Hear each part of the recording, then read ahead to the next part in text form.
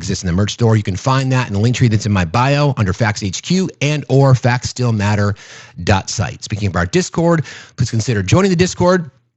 There's a great community there. And just as a reminder, if you joined us on Friday night, we did the soundtrack of your lives from Facts After Dark, and we created a playlist, and that playlist exists in the general chat section of our Discord, but you got to be in our Discord to access it. Joining our Discord is free. Just we ask that you follow the verification steps just so we make sure that everybody's behaving and abiding by the community guidelines. Again, thank you for being here. We appreciate you. So we obviously have quite a bit to discuss. Now, we were literally just seconds before we went live today, I was discussing with my amazing mod team, the best mods in the business, and we were asking the question about making sure that we are not being too speculative today. So I would ask you guys in the chat, because you guys are the best and smartest chat on TikTok, that please don't post anything unless we can verify. So what I have asked our team, this specifically as it relates to the president's health and his absences and his, just the inconsistency. Thank you, Switch Raiders. Hearts in the chat for Switch Raiders, please. So if please refrain from, listen, the breaking news cycle, everybody wants to be in the know. Everybody wants to be the first person to release the news, but I have an amazing team. They're on it. We're going to be paying attention to everything that happens over the course of the day. There's a press, I'm not even sure what you would call it, an Oval Office address today at 2 p.m. And the circulations and the rumors and the innuendos are flying. So I would just ask you to please just be very careful about what you post. If you are unsure of something, instead of posting it in the general chat, it's another good reason to join the Discord. My mod team will be happy to address it for you. So we're on it. Our service to you is to not spread misinformation. I know that my fans and my followers on the right, kiss, love, say that I do that every single day. They can make their own determinations, but we're committed, right? We're committed to it. Okay. Part of the challenge I shouldn't say the challenge, what we know, let's talk about what we know. What we know is there's been no public appearance since that infamous cabinet meeting, 3.5-hour glaze fest that was last week. Now, there's talk about golf outings. There's all kinds of controversy around that as well because of the picture that the president posted claiming that he was golfing with John Gruden on Sunday. We know that same golfing attire was attributed to John Gruden the week before. There's pictures of Mr. Trump with his grandchildren. There's a claim that he played golf yesterday, but I've not seen any pictures to confirm that. I've seen photographs, but I've not seen pictures to confirm that. So I just want people to be careful. Let's be consistent with the criticism that we've given in the past, right? None of us are doctors. None of us are, well, I shouldn't say none of us, but I'm not a doctor. So I'm only going to talk to you guys about the things that we know. There are some interesting tells, though. Like there's a video of somebody tossing something out a window in the White House.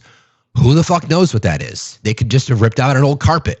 Who the fuck knows? But when you think about, everything that's surrounding us right now, anything that goes in and out of the White House has to be scanned. That's part of the security protocol connected to the White House. So there's just an open window on like the third floor, and then something gets tossed out.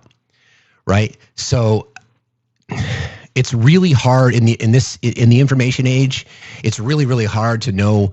I'm not going to say what is real and what isn't, but what is a story and what isn't. So we don't know exactly what to expect at 2:00 today. If you were to ask me, like if we were sitting down for coffee and you were to say, Steve, what do you think? And what my guess is, it's going to be heavily controlled, if not pre-recorded and produced. The reason I say that is because we haven't heard from him. Not a call-in. No phoners into his safe spaces like Greg Kelly on Newsmax or the Five. So there's been we've not heard from him, right? So there's been so that should tell everyone that there's something going on there. And this is the problem when you speculate. I should say it makes it easier for people to speculate when there's no communication from the White House. Not specifically. Exactly. No Labor Day speech. And and also, you guys know the work that I do, words basically are what I do for work. So I pay attention to these things, and I've gotten accustomed to Donald Trump's writing style and the way in which he communicates. So if you go to look at Truth Social, the last few posts over the last few days are not him. I mean, from my perspective, because his comments and his diatribes on Truth Social are always loaded with grammatical errors, broken sentence structure, no syntax. It's all over the place. So I'll give you an example, okay? So I was looking this morning. Everybody, please keep tapping and sharing. And don't forget, we are crowdfunded. If you want to help us out, at Factsstillmatter. So if you go and look at some of the recent posts, like this one came out 15 hours ago, okay? I'm just asking you to be objective. Does this sound like Mr. Trump? And I will include the commas where the commas are supposed to be in this. 15 hours ago, and it's short. It's a paragraph. As President of the United States of America, comma, I am pleased to announce that Rudy Giuliani, comma, the greatest mayor in the history of New York City, comma, and an equally great American patriot, comma, will receive the Presidential Medal of Freedom, comma, our country's highest civilian honor. Details as to time and place to follow. Thank you for your attention to this matter. Make America great again. Does that sound like him? It doesn't to me. It just doesn't. Again, I'm not attempting to. Actually, you're right. The proper sentence structure and syntax. So somebody writing that for him. So the question that we have to ask: who's in charge? Who's running the government?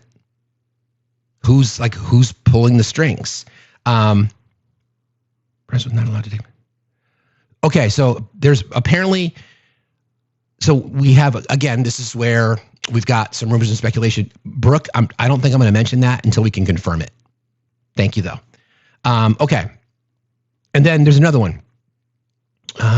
This one's a little bit longer, but this is from yesterday morning, 9:25. What few people understand is that we do very little business with India, comma, but they do a tremendous amount of business with us. In other words, they sell us massive amounts of goods, their biggest client, but we sell them very little. Until now, a totally one-sided relationship. It has been for many decades. The reason is that India has charged us, until now, such high tariffs than most of any country, that our businesses are unable to sell into India. It's been a totally one-sided disaster. Also, India buys most of its oil and military products from Russia, very little from the U.S. They have now offered to cut their tariffs to nothing, but it's getting a little late. They should have done so years ago. Just some simple facts for people to ponder. I'm sorry, but somebody's writing that for him. I mean, somebody could have been writing these things for him a long time ago, but there are just tells in the way, because he basically writes in the way he exactly ponder. I'm once again, friends, can we all agree that we are speculating about lots of things, right? But there's also things that we all have a right to question.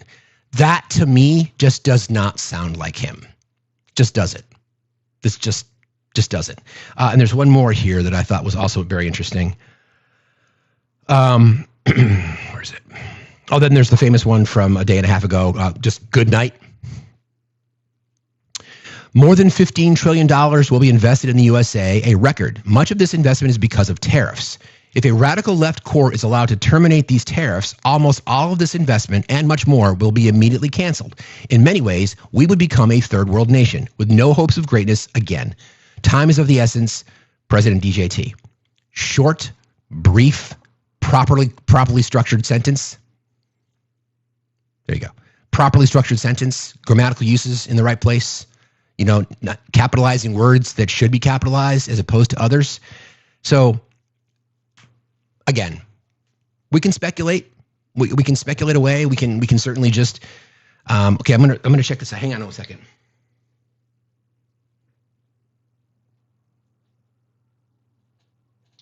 Okay, so mods, give me the thumbs up if you want me to read that, because I think it makes sense. Sorry, guys. I'm not trying to tease. I'm just trying to. Okay, so for those wondering or asking, there was no press pool there was no press pool visibility onto the golf course from the location at the tennis courts. We can, however, see a number of players, country club members, and or their guests, presumably on the outdoor clay courts. Today is the president's 21st day in his second term. He has spent at his Sterling, Virginia course to play golf. He has also come to promote his personal crypto business and to raise campaign money. In total, he has visited the golf course he owns on 66 of the 225 days of the term, meaning he has played golf at his courses 30% of his days in office since January 20th. So the press pool was not allowed onto the golf course. So again, think of it this way, right? The way the news cycle works. What is the best way to dispel a rumor? You address it. Oftentimes you want to get out ahead of things, right? You want to jump the gun so that you can avoid exactly what's happening now. Meanwhile, Gavin's drinking MAGA tears all day. So the speculation about his own. So again, I don't think any of us. How do I want to say this? Because I've been thinking about it, and I literally had a plan to start the day, and I changed it like 7 minutes before we went live today. I just want all of us to kind of keep in mind, focus on what it is that we know. So if the press pool is not allowed to go to the golf course, which again, that is completely contradictory to the entire Trump marketing ploy as he became president and is president.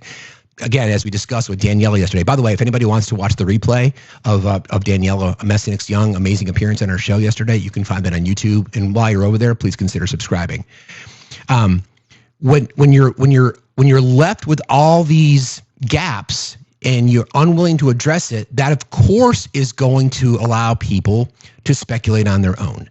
So what we know is that we don't know everything. Okay, that's what we know. All right, I'll bring up a guest. Good morning. How are you today?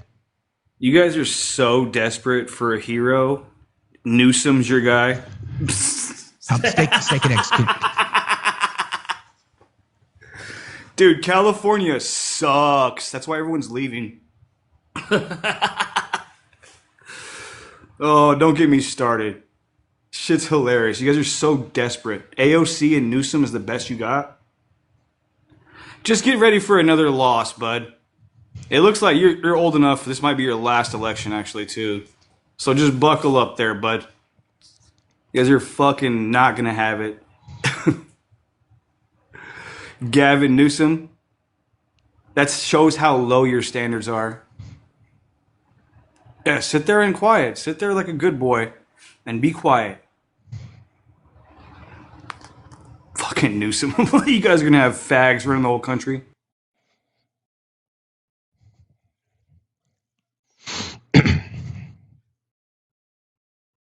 Okay.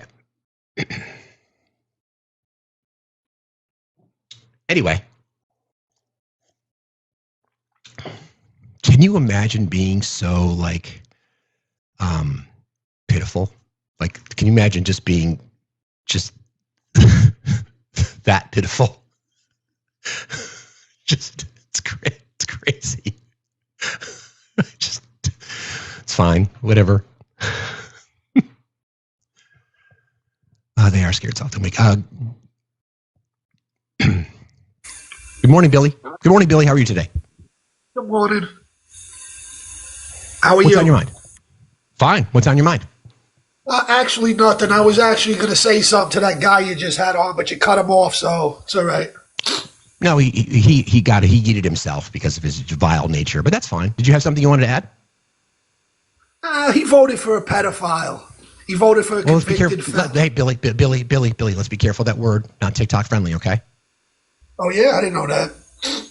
Yeah. I don't know what kind of word to use then if they're not going to let you use that word because I don't know any other substitute, you know? Yeah, you can call it a P3DO. You can call it a predator. There's lots of substitutes. P3DO. Yeah, sorry, Billy. Okay. Yeah. Okay. Anywho, Um, it's just wild. So we have this press pool event, or what they're calling it an address. So they're calling it an address. Like I don't know what to how else to call it. And again, back to an intelligent conversation, unlike what we had earlier. Isn't it funny though? Isn't it funny that the graphic that we have behind us, and by the way, thank you, Legend, proved exactly what our previous caller was doing, that he was crying about this. And it was just like, it was so fucking perfect. It was just, yeah, exactly. It's a good call. Yeah, MAGA won't admit it, but they are freaking out deep inside, so they're going to crash fast each time. So we're not going to play that game. But isn't it amazing though that this is the graphic today, and that's kind of exactly what we got. You know, the uncomfortable laughter, you can pick up on things. Anyway, back to an intelligent conversation, because you guys are the smartest chat on TikTok. Again, everybody, thank you for tapping and sharing. If you haven't completed your heart me's yet, please do that. So once again, if you are attempting to dispel rumors and or silence critics and or quell misinformation, disinformation, you would do it unless you are hiding something. So the question is, what are they hiding? I think any reasonable person, did I just say that? Any person, can't say that either. People who care about the truth, sure, would be asking the same questions that we're asking. So don't forget, for 4 years, for all we heard was that there was someone pulling the puppet strings.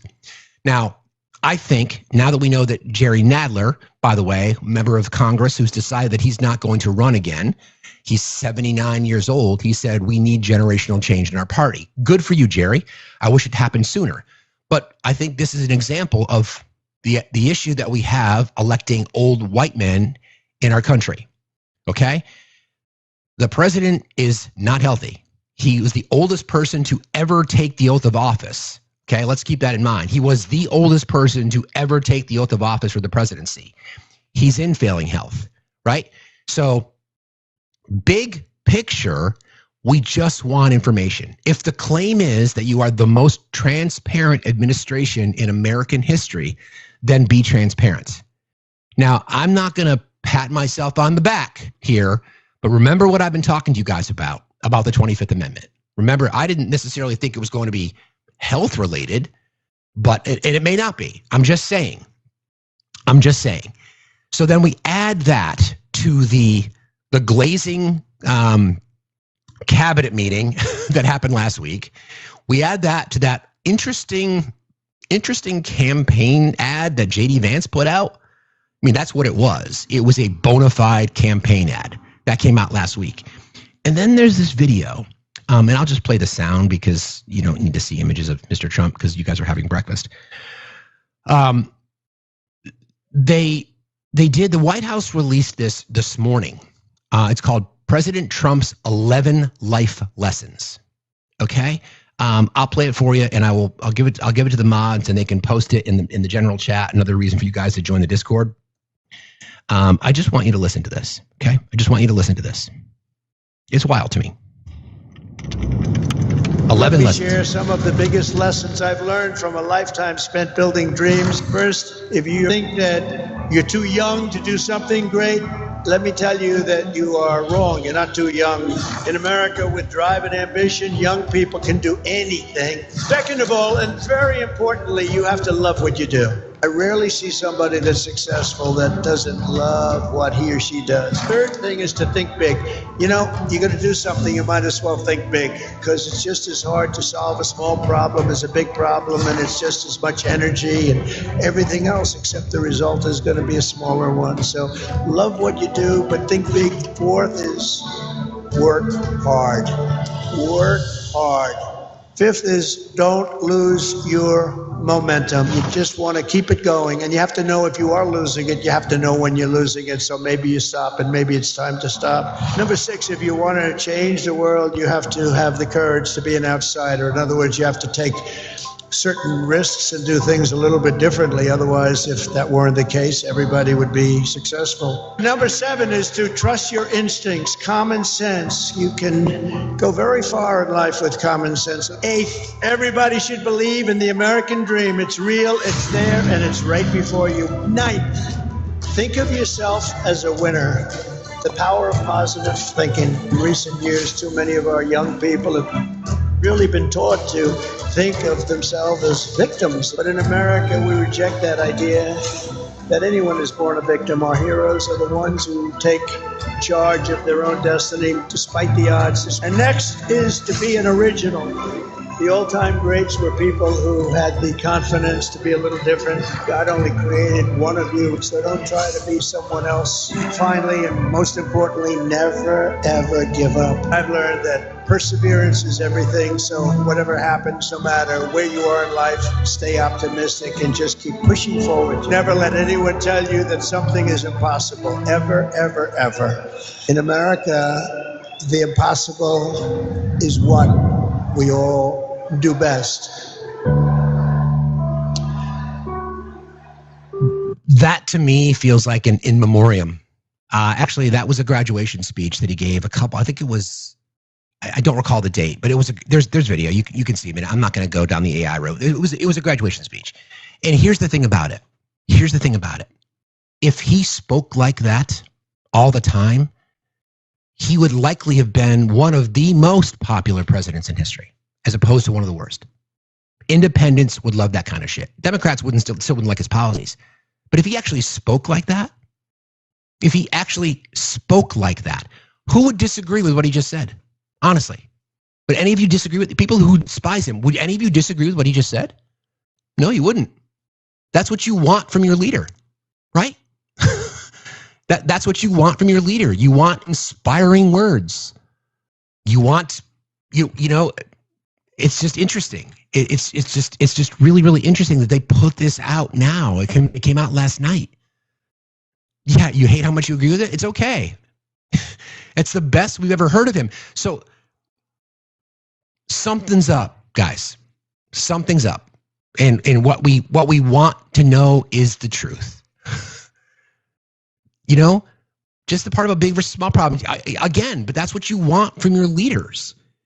It's just crazy to think this through, that they put this video out last night.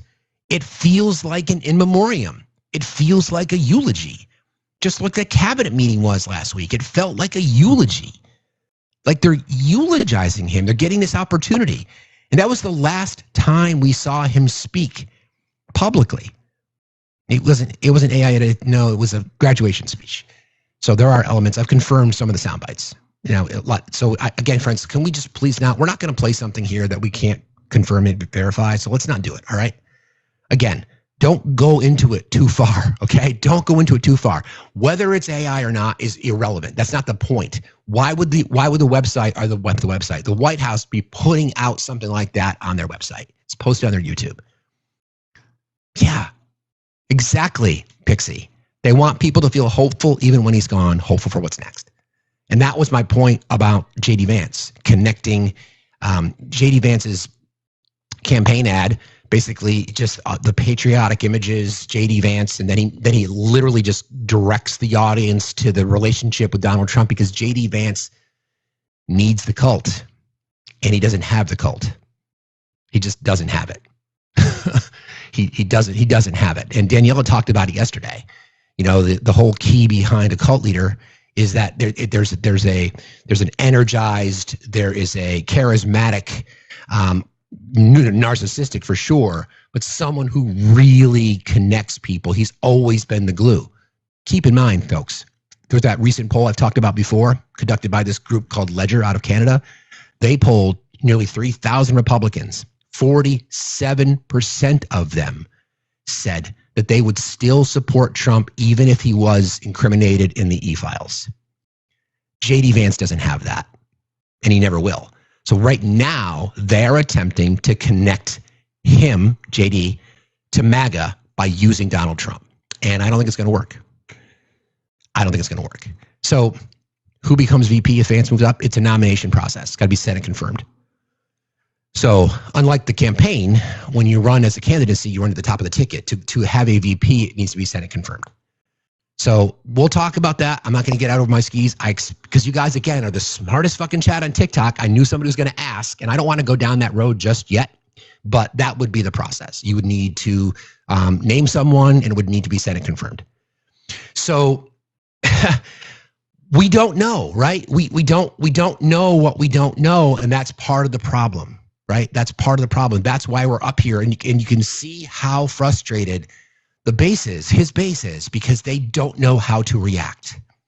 They haven't heard from him, so they're desperate to hold on to anything. They're in their minds, they're like, well, he played golf. Well, we don't have any video of him playing golf. Now we've got reporting. Yeah, the Senate will have to work. You're right, Jay Nice. We've got reporting that the press pool was not allowed on the golf course. Again, if you want to dispel the rumors, so the way the administration is handling this, it's better for them to leave people in the dark to potentially expose Mr. Trump's health conditions. There's also a picture out there. Somebody did a side-by-side comparison of a slight depression between his brow, and apparently that would be an indicator to relieve pressure on the brain from a stroke. I don't know. Again, I'm not saying that's definitively. I'm just sharing that as my opinion. Richard, I'm sorry you can't address the reality here. All we are talking about, and by the way, are you in there, Richard? Are you? You know what? I think I see Richard right there, right on top, floating on the top, Richard. All we want is information. That's it. That's all we want is information. That's all anybody should want. Okay? And I just would like to remind folks that are in the cult that for years, all we heard from you every single day was about who's running the government. That Joe Biden is just a dittering old man, blah, blah, blah, blah, blah, doddering old man. Okay, well, payback's a fucking bitch. That's how karma works. I want to stir what? What was that? Richard, stop hiding in the chat. I'm going to send you an invite. I just want to ask you a couple of questions. It's just a couple of questions. I'm just curious about something. I'm not here to stir BS. I just want to ask you a question. Don't you want to know what the situation? It's really simple.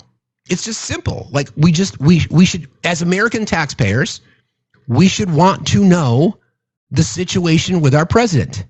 Has he been incapacitated? Was he under anesthesia at any point?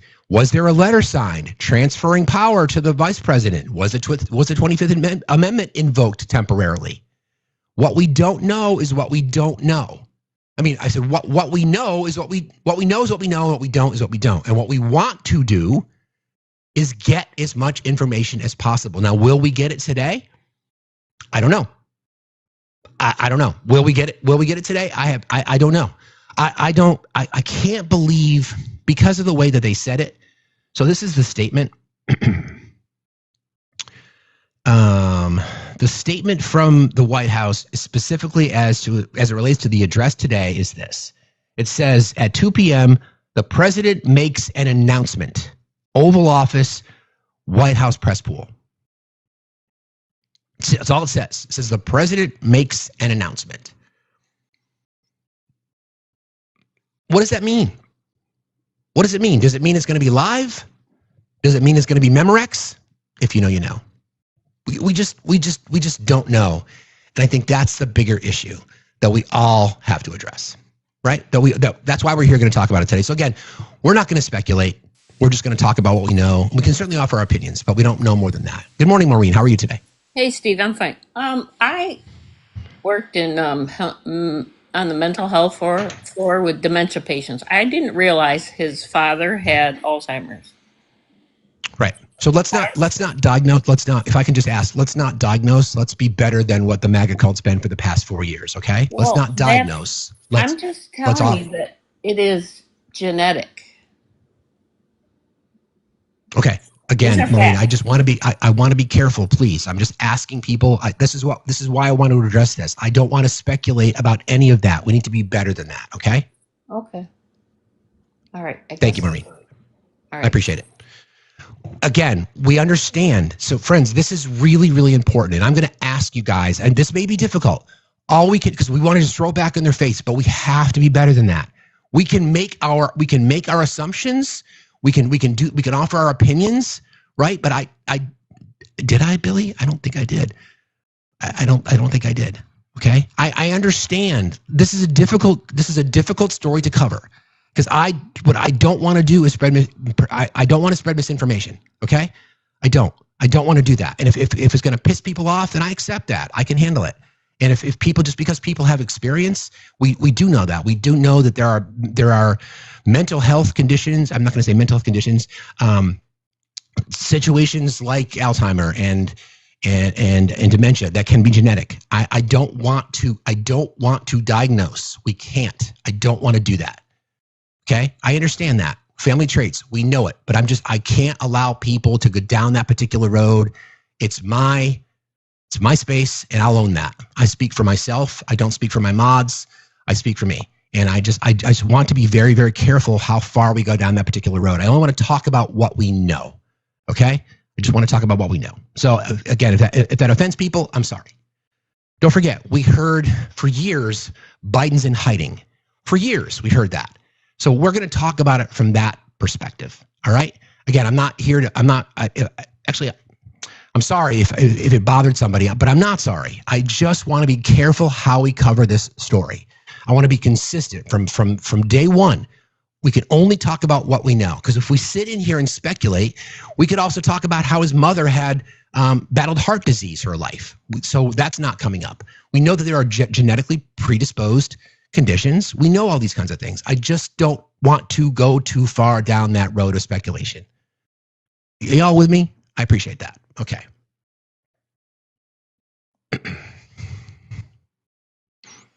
Good morning. Hi, Jen. How are you? I just wanted to say you sounded like the Lorax there for a minute. I speak for the trees. Sorry. I do speak for the trees. Yes. Yeah. It's all good.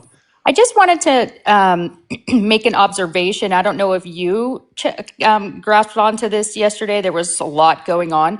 But, excuse me, that picture of him walking out of the whatever building he was walking out of, did you notice how there's no hair underneath his hat?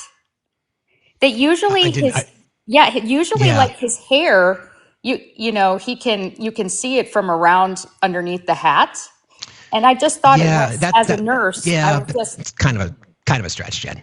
I mean, let's be real. I mean, if we're looking for things to find out, this is kind of my point. Let's stop making assumptions like that. Like, no. Why is that relevant to the conversation, Jen? Friend to friend, why is that relevant to the conversation? Well, it's my scary, weird nursing assessments after 15 years that would. I understand, but it's a photograph. Can we trust the photograph? We don't know. This is what I'm talking about. Okay. Can we please be careful with this stuff, because it's going to lead to all kinds of shit. Yeah. Okay. Okay. Yep. All right. Thanks. Appreciate it. Guys, if I have to avoid taking guests today, I will. I'm sorry, but this is really, really important. I mean, we're talking about credibility here. All right. And I'm not opposed to people having opinions on this, but just because somebody's hair might look different under a hat, what's the intent of that? What does that prove? It proves nothing. It proves nothing. What we're going to talk about is what we know. And what we know is we have not seen or heard from him in a week. Okay? That's what we know. It doesn't prove anything. Jen, I love you. You know that, but we have to be careful, guys. Again, this is on me. You can criticize me if you want to. That's fine. I can take it. I'm a big boy. That's what I'm trying to say. If we just take the guardrails off, then everybody's just going to be like, you know what? Well, he got out of his car with his right foot forward. He always gets out of the car with his left foot forward. That means he's got dementia in his knees. I just don't want us to do that. And that's me. That's my call. And I'm kind of processing this in my brain as we go. All right. Let's focus on what we know. What we know What we know is we've not heard from him in a week. Okay? We have not heard from him in a week. That's what we know. We can start throwing out rumors and innuendos and conjecture. You know, let's focus on what we know, because yes, thank you, because facts do still matter. What we know is the writings, the way his writing style. You cannot. I think it's hard to argue that the way the True Social posts have come out are significantly different. Can't argue with the fact that there's this very strange video that was posted by the White House last week. Can't argue, or last night. Can't argue with the fact that JD Vance puts out this really, really, really odd campaign message. Can't argue with the fact that, again, we've not heard from the president. Where's Caroline Leavitt been? How come there hasn't been a press briefing? All these kinds of things. These are all indicators of something's happening. Am I speculating? What am I speculating about? I'm not speculating. I'm just trying to navigate through this, and I'm committed to you guys to trying to be consistent with our channel. If I just went in and started giving everybody an opportunity to find one little pin here and there. Yesterday, we shared images, fair images, because they were posted publicly, not an opinion. I asked the question. So this is what we went, remember this exercise we went through yesterday? So we had this, right? We had yesterday. So we had this, right? Golf with John Gruden. Okay, that's public. It's not speculation. That's public, right? Public information. Okay. You notice the attire. We went through this exercise yesterday. And then the week prior, on the 23rd of August, John Gruden in the same attire playing golf. So what I ask people to say to draw your own conclusion, that's not speculation. That is public information. I know this may not feel right to people. I get it. I understand. But I'm committed to doing that. And if it rubs you the wrong way and you don't want to go down that road, then I respect that too. That's totally fine. That's totally fine. Right? In fact, we actually had a background that we were going to use today that I literally decided 25 seconds before we went live, and I wanted to change it because I don't want to play into the bullshit. I don't. I believe that we're better than that. I really do. I believe that we're better than that, and I want to try to stick to it, and I want to hold us to that, and I want to hold all of us to that particular standard. It's not to say that there's going to be a lot of fucking mocking connected to this shit, because there will be, because of what we dealt with for the past 4 fucking years. And I believe in transparency. I think it's fair. I think it's objective. I think it's objective. Let me see. I think it's objective to be able to call out why we didn't get more information on Joe Biden's health. That's being objective. Now, again, as somebody who's had a prostate exam, as you get older, you don't get a prostate exam every single year. So did that information come up? Yeah, they came out later, and they can draw conclusions. That's fine. That's what objectivity is too, right? We've never really got a medical report from Donald Trump. We didn't get one from the first time. We didn't get one this time, and now we're dealing with this. Always trying to navigate through it. Again, Jen, I love you. Maybe it's just me, and maybe I got out over my skis there, but I'm really concerned. I trust you with your word, and I appreciate the observation, but I don't know other people, and I can't allow people just to come up here and say, well, I saw this, and I saw that, and I saw this. That's the danger that we live in now, okay? That's the danger that we live in now. So I appreciate you guys respecting that. I promise you that we will cover this. I promise you we'll talk about it the way that it needs to be talked about. I promise that, and we will get through it. But I just want to make sure that we're out, that we're abiding by the dude abides, that we're abiding by our own standards, which is reporting on what we know, not what we think. We can offer opinions, certainly, no doubt about it. But when it comes to medical shit, I started with speculation, and wait a minute. I started with speculation, and now shaming others for the same. I didn't start with speculation. I started with what we know. I started with the fact that there's an Oval Office address today at 2:00. That's what we know. Why? What we know. We haven't seen the president. What we know is a video comes out last night. That's very, very strange. I asked. It feels like an in memoriam to me. That's not a speculation. A speculation would be because you saw something that means something else. That's not speculation. Okay? So again, I know that this is frustrating. I just want to make sure people are being consistent. Okay? That's all I'm asking. That's it. And we're going to talk about while this is happening, we've got Vladimir Putin and Xi Jinping and President Modi from India gathering, celebrating each other. Good morning, Marcia. How are you today? I'm great. I just found you today, so this is very interesting. We just have a right to know our president is healthy. That Correct. doesn't matter if he's blue or red, okay? And Trump, where are you? Especially a guy who loves the spotlight. So I'm an American. I want to know the president is healthy, and this also puts this country at jeopardy from other countries' view. Hey, what's going on? What's going on over there in America? Do they even have a president right now, guys? We are at risk. If you guys know what I mean, we need to know our president is healthy. That's all I have to say. That's it. I agree. Thank you, Marcia. Appreciate you. Thank you. Okay. I think we've sufficiently addressed this topic. Now I want to move on to a few other things. Again, people can comment. I'm totally fine with that. These are my opinions and my opinions alone. And like I've always told my mod team, I have no expectation that they're going to agree with me. That's not how we do business around here. We challenge each other. We challenge each other. We push each other. We poke holes in theories. And I encourage my team to say, I don't agree with that, Steve. And that's fine. That's why we're here. All right. Okay. So I mentioned briefly that there's this gathering that's happening currently in China. So I think what we've seen is that other nations, so China is attempting to gain more global credibility by showing the world that, yes, we too can host summits of some of the largest countries in the world. So India is there and Russia are there. And there's been border tensions between China and India forever. So they're sitting across the table from one another, shaking hands, lots of little love fests. In fact, Modi and Putin were holding hands at one point. That is a big deal because this is talking about, potentially resetting the world order. We already know that a lot of countries are looking for alternative trading partners. We already know that. They're looking to build deeper relationships with China because of China's amazing ability from a supply chain perspective. They know that Russia has lots of resources. A lot of them are going to have to decide how they want to approach Russia's illegal invasion of Ukraine, and that's a possibility as well. What's going to happen there? Meanwhile, we've got National Guard being called into our streets. Meanwhile, we've got just unbelievably ridiculous rhetoric that's coming from the administration. And just lie after lie after lie after lie to what end?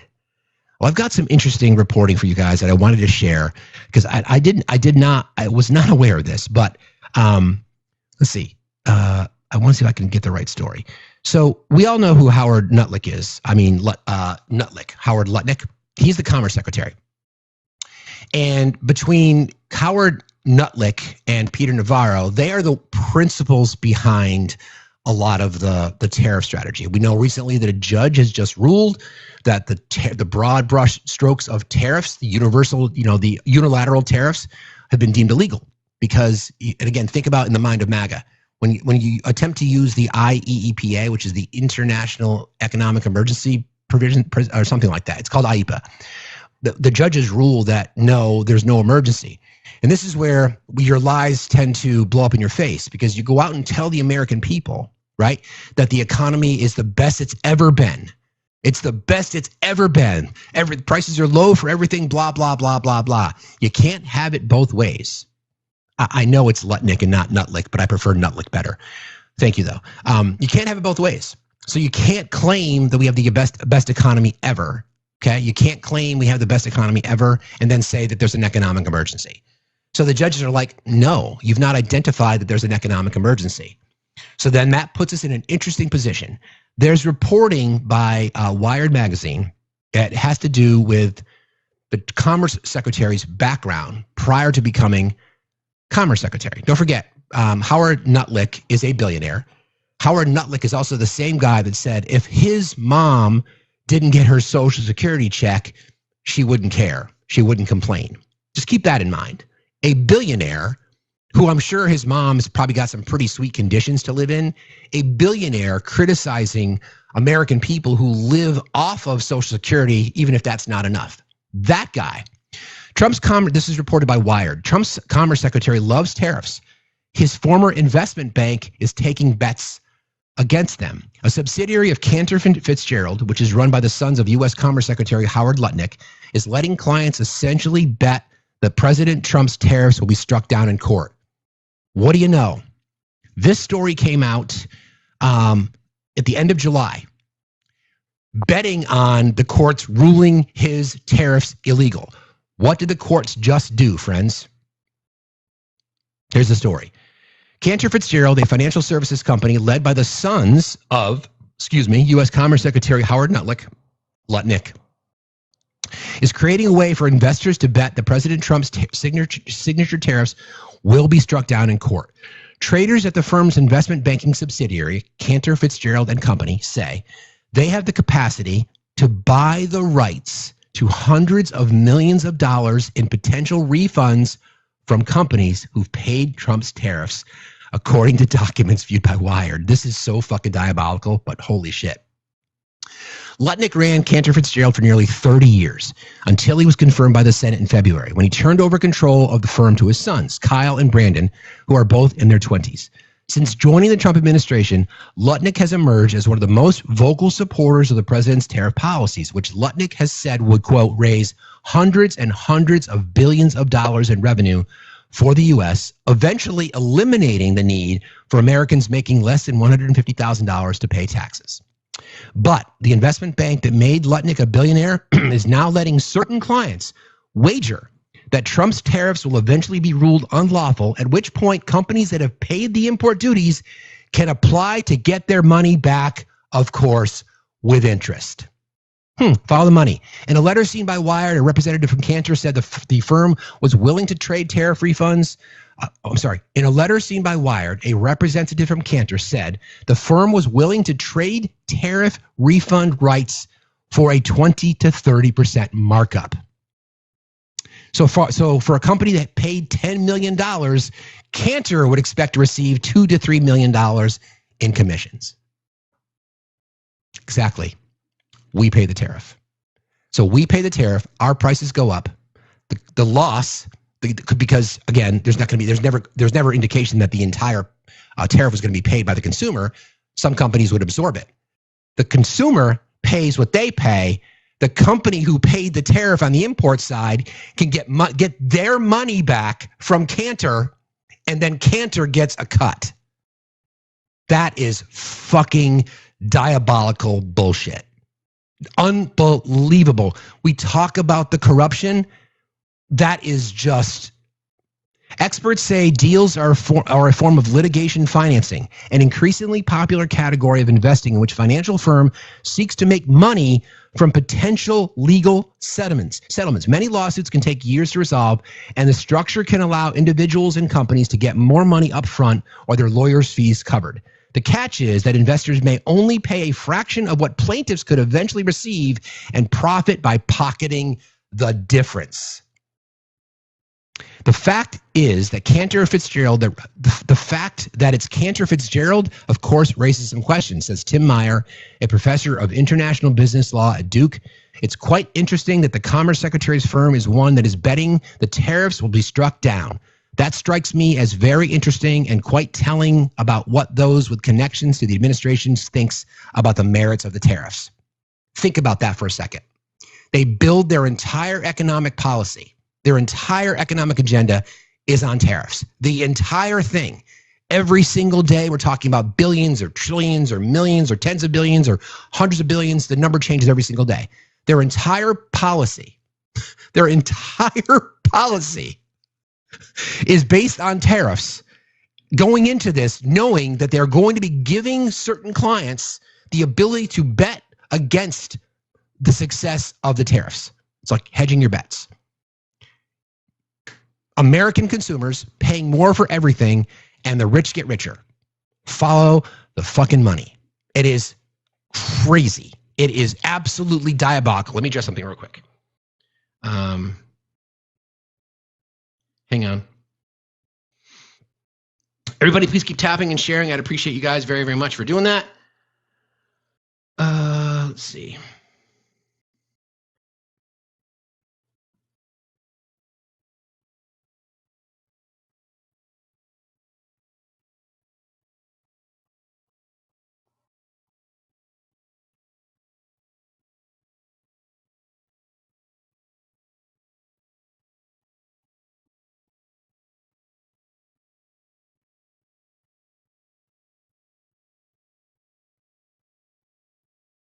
Sorry, guys. I just got to deal with this real quick.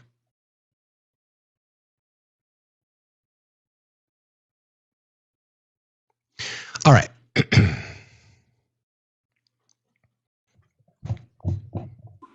That is crazy. Did you know that story? Obi? Yo, Did you know that story? the Cantor Fitzgerald one. Yeah. Yeah, but I mean that doesn't surprise me. I Nope. mean that's pretty standard Wall Street stuff. The fact that their father is a cabinet member, of course, is sketchy as fuck. But Yeah, it really is. right. So, dude, guy, I'm here on 95 North. Oh, are you on the proper coast? Driving through New Hampshire. No, we're in Maine now. Oh, we're in Maine now. We set free for New Hampshire. Yeah. Yeah, I'm glad you made it out alive. Welcome to the proper coast. Appreciate you. Well, thank you. Yeah. It's Are you driving? yes. You know the rule. Sorry, buddy. Talk to you later. You can listen. Anyway, I just thought that was a bit diabolical. Okay. And that is a cabinet secretary. So once again, here's another example of how we know that the exporting country does not pay the tariff, because the commerce secretary is literally addressing the fact that these tariffs will be challenged in court to their legality and people will be enriching themselves. I don't think that's true, Kayla. It's too problematic, and I get restrictions every single day. I don't know. The TikTok CGVs are changing daily, so I don't know. Anyway, I just thought that was a very interesting story, and I think that we'll cover it a little bit more. I'm a little bit rattled, I must admit. I understand. I don't ever want to silence voices in here, especially people who've got opinions on things. I just don't want to go down that road anymore about too many speculations. Somebody accused me of talking about speculation in regards to the indentation in his head. All I said was there are pictures of him with indentations, and some people have said that could be synonymous with relieving pressure of the brain due to a stroke. That's all I'm talking about. If I'm not being consistent, then I apologize. I'll work on it, but I'm going to move on. Okay. Let's see. All right, so I've got a little bit more interesting sound that I want to play for you. This was Mike Johnson doing the rounds, and he's been a little bit silent lately.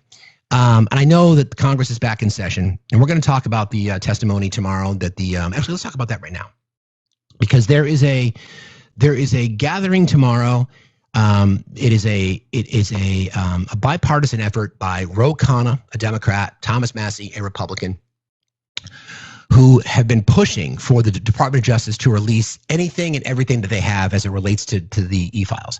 Now, part of the circulation in the MAGA cult is that why did an Obama appointed judge or a Biden appointed judge not release the files? And the judge responded saying the Department of Justice has hundreds of thousands of pages. The only thing that's relevant would be one FBI witness's testimony.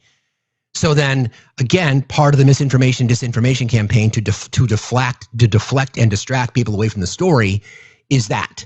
So what Thomas Massie and Ro Khanna have said from a bipartisan perspective is like, we know the DOJ's got more information. We know they got a ton of shit. We know they do. Why have they not released it?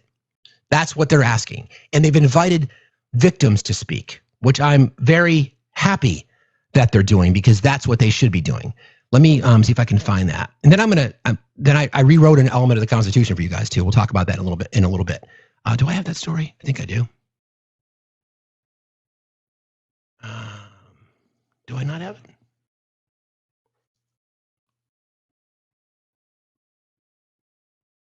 it? I must have deleted it. Anyway, that's tomorrow. So the expectation, actually, it's right here. Sorry. Okay. A press conference at the U.S. Capitol featuring survivors of the E. Maxwell abuse cases, with several expected to speak publicly for the first time. It's organized by Reps Ro Khanna, Democrat from California, and Thomas Massie, Republican from Kentucky. The aim is to press for the release of the DOJ files, aka the E-files, under what's called the E-Files Transparency Act. Tomorrow at 10:30, it's going to be streamed on YouTube. We will cover it. It's going to be at the House Triangle, which is just outside the Capitol. Attorneys Brad Edwards and Brittany Henderson are slated to join as well. Again, 10:30 a.m. Eastern Time. It's going to be a YouTube live stream. We will broadcast it. Organizers say approximately 10 survivors will speak and predict that the event will be explosive and prompt public outrage. It's part of a bipartisan push to force broader disclosure of the files.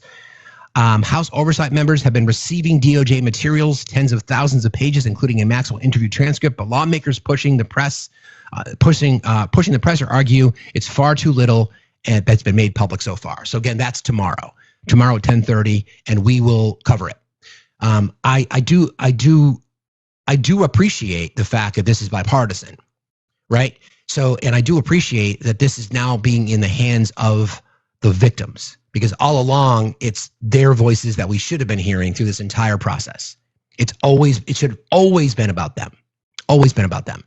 And here we are again, living in this world of just absolutely just, I think about what we've seen since Todd Blanche, Trump's former lawyer, went to interview Ghislaine Maxwell. All right. We see people on the right, because what Fox tells them and what Newsmax tells them is that, and apparently there's talk of Bill Barr, although I've not seen any transcripts from that interview as well, tells them that they did not see anything, or Ghislaine Maxwell said that she did not see President Trump in any uncompromising positions or compromising positions as it relates to young girls. Okay, that's what she said in her testimony, right? And I'll talk about that in just a second. That's all that was shared from the transcript. So the right and their Trump supporters, people like our first guest today, there you go. There you go. Now think about that for a second. There you go. See? Totally. See, he's cleared. There are two things that they don't know. One, she said the same thing about Bill Clinton, that she didn't see him in any uncompromising positions either, but their safe spaces don't report on that. So follow the logic. Okay, I'll follow the logic a little bit. If you want to believe her when she says, that she didn't see Trump doing anything bad, then you got to believe the same thing about Clinton, and you guys won't believe that. Now, why is that? So how do you square it? And this is the best and or worst part, depending on your perspective. She's a perjurer. She's lied so many times. She was indicted for perjury. The perjury charges were eventually dropped because she was convicted. This is a known perjurer. She lied about her involvement. And then the witness testimonies convinced the jury that you're fucking lying. But the prosecutors decided to drop the charges because she already been convicted. She perjured herself so many times. Why is it that you'll believe her? Think about this logic. Again, though, it tracks. You're believing the perpetrator of crimes against women and children, whether it's a man or a woman. You're going to believe her. You're going to believe Donald Trump when he said he didn't do it. You're going to believe men because you think that women are faking their reporting of SA, which is why a lot of women don't report SA. You don't believe E. Jean Carroll, even though the jury overwhelmingly believed her.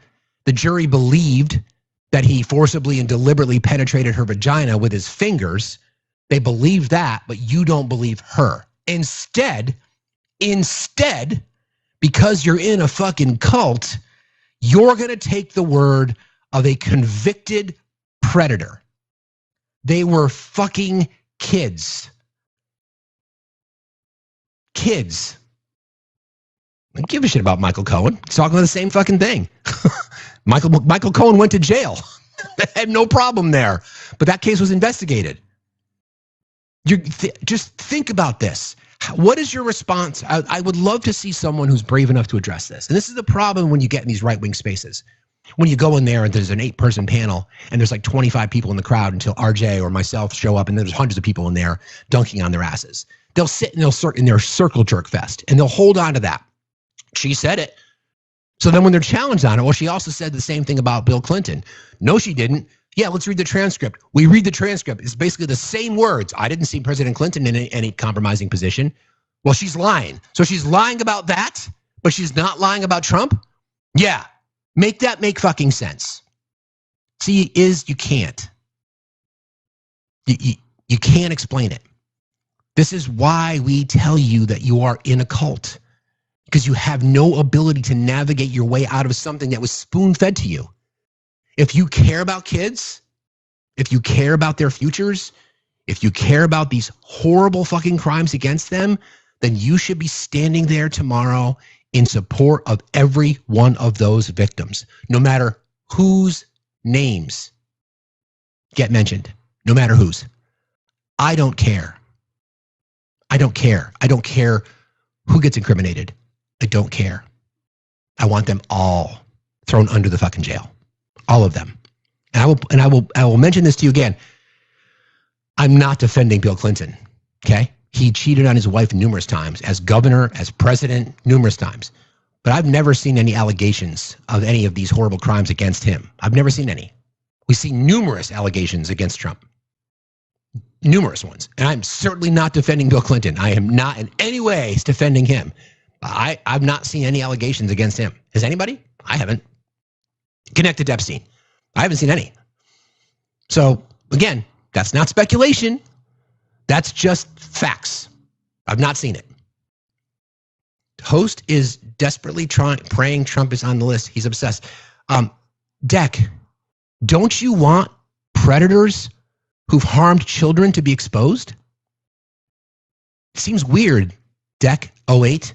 It seems really, really weird that you seem to think that Trump's not on the list. We know he's on the list. we know his name's in there. We know it because we have flight logs. We have the DOJ telling him back in May that he was on the list. We have the DOJ directing federal FBI agents, thousands of them, to go through all the information they have and redact the names, because we know that because Pam Bondi told Trump that and he acknowledged it. So you're just not yet willing to admit that your guy might be involved in this. That's not a me problem, friend.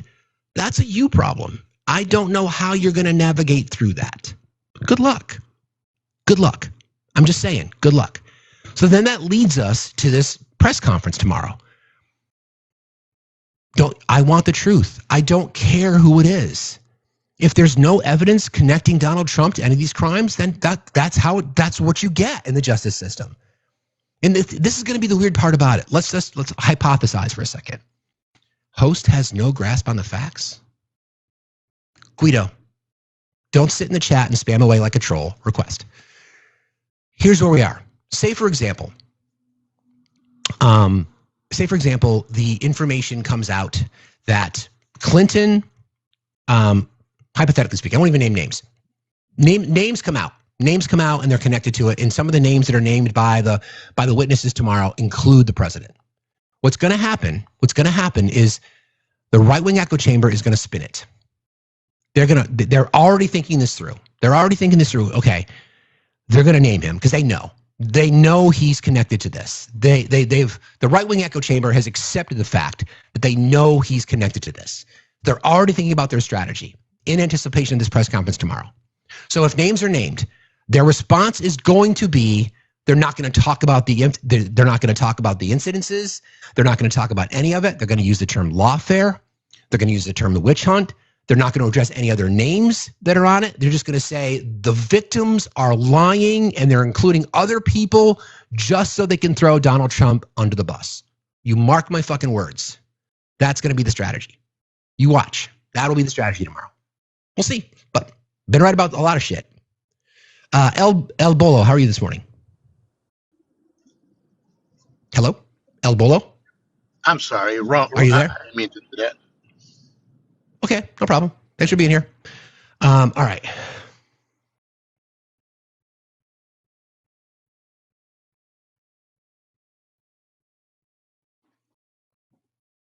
Maybe good point.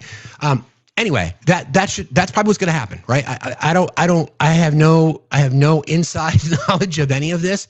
I am just really grateful that they have the ability to speak. All right, I don't want to forget about the topic because, again, we've been told that there's no time that we can talk about firearm violence in our country because you're starting to see more and more resistance, even from safe spaces in the past for the right, when you have elected officials coming out and saying, even Republican elected officials like Trey Gowdy coming out and saying, yeah, we got to do something about this. So there's never been a right time or a wrong time to do anything. And where we are now in a position where you're starting to see people who used to be in right-wing spaces coming out with some very strong language about the Constitution, for example. I found some sound from Anthony Scaramucci. You might remember the Mooch. He was an insider. He was like a communications director, I think, the first time of the Trump presidency, and he had some very interesting things to say about what he would do from a constitutional change perspective. And then that got me thinking about, okay, if we're going to be given this opportunity, if we're going to be in a position where we have a chance to rewrite the Constitution, what would that look like? Let me play the sound from him first. Did I lose it? I couldn't have. It's right here. So this is Anthony Scaramucci talking about some things that he would consider changing. Again, he's a hired gun. He's good at his job. He's good at it. He's a hired gun. He was one of the sane people, to be honest with you, back in the first Trump administration. This is what he talked about things that he would like to see from a constitutional change perspective. Then I've got one for you guys that I decided to rewrite myself. So here we go. Change the Constitution. There are 27 amendments to this Constitution. We have not had an amendment of any meaning since the 1965 Civil Rights Voting Act. We had a 93 amendment that was procedural. 2 amendments. Number 1, I would end Citizens United. People understand what that is. This money has poured into the system. We've created an oligarchy on both sides, not just one side. And then the second thing I would do is I would end gerrymandering. And so we're in a supposed democracy, but the candidates are picking the voters. The voters are not picking the candidates. And we need to make it look like the geometric shapes that we all would recognize from 9th grade geometry, not the current jigsaw puzzle situation that we have right now. So 2 constitutional amendments. Do you think he's done the Fandango? If you know, you know.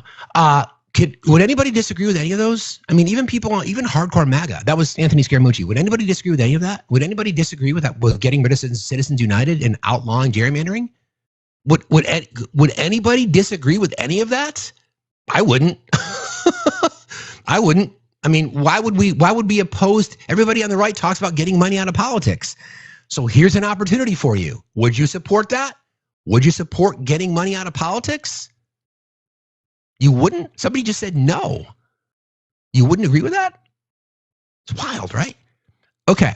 So I'm like, all right, if we're going to do this, what would that look like? So I'm thinking, I'm going to take a shot at rewriting the Second Amendment. And I kind of focus it on public health and a modernized version. Okay? My own words, this is what I wrote. The right of the people to responsibly keep and bear firearms shall not be infringed, subject to laws that ensure the safety and security of the public. Law-abiding citizens retain the right to own, possess, and use firearms for self-defense, hunting, sport, and other lawful purposes, provided such ownership is consistent with universal background checks, safe storage requirements, and the exclusion of individuals who pose a demonstrated risk to themselves or others. The federal and state governments may regulate the design, sale, transfer, and use of firearms in order to prevent violence with a firearm while preserving the core right of responsible citizens to keep and bear arms. Anybody have an issue with that? Does that sound reasonable? I mean, still, because what we hear constantly, is law-abiding citizens. It addresses it. What we hear is responsible ownership. It addresses it. Again, the right of the people to responsibly keep and bear firearms shall not be infringed, subject to laws that ensure the safety and security of the public.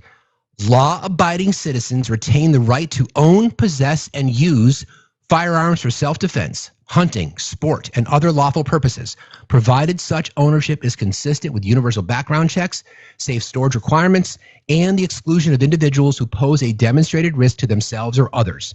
The federal and state governments may regulate the design, sale, transfer, and use of firearms in order to prevent firearm violence, while preserving the core right of responsible citizens to keep and bear arms.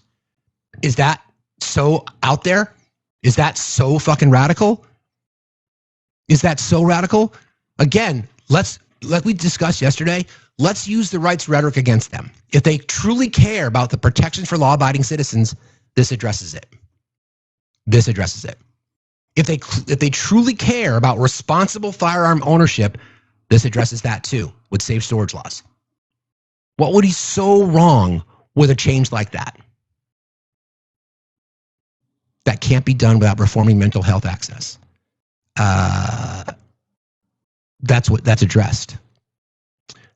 Provided such ownership is consistent with universal background checks, safe storage requirements, and the exclusive exclusion of individuals who pose a demonstrated risk to themselves or others. Feel like it's covered, but I guess we'll see. Good morning, Ambush. How are you today? I'm great. How are you? Are you driving? Nope. Okay. What's on your mind? Piggybacking off of what you had just talked about 2A, did Trump ever put in for a bump stock ban? He's the one that did it. Yeah, he's the one that proposed it, in the Supreme Court ruled it unconstitutional. So, would a bump stock ban coincide with your ideology that you were just speaking of? It could be, sure. No, not it could be. It would be. I'm just saying, again, you asked me and I said it could be. I mean, I didn't get that specific. I tried to write it in broad brushstrokes like the current 2A is. I just modernized it. That's all. Are you familiar with what a bump stock is? I am.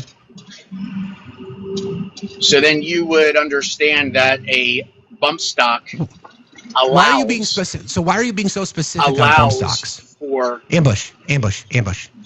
Why are you being so specific about bump stocks? I don't want to talk. I specifically didn't address the specificity. I'm talking about it holistically. Did you hear what I said? You're stuttering. Are you in? I'm not unsafe water? What is I'm not stuttering at all, Ambush. You're just a coward. So address what I said. How am I a coward when I'm piggybacking off of your 2A topic? No, you're focusing on a specific element. I'm talking about language. So would you agree Trump was for safer firearms? I'm not done talking. Yes or no? I'm not done talking. Try to engage in the conversation, Ambush. Okay, instead of having your own talking point, try to engage. Okay. Aren't you just on 2A? Yes, but I'm not talking about bump stocks. Aren't I talking about 2A? No, you're talking about bump stocks. I'm talking about 2A. Is bump stocks not under 2A? No, it's not currently. No, it's not. I'm talking about the language in the Constitution. So bump stocks ambush.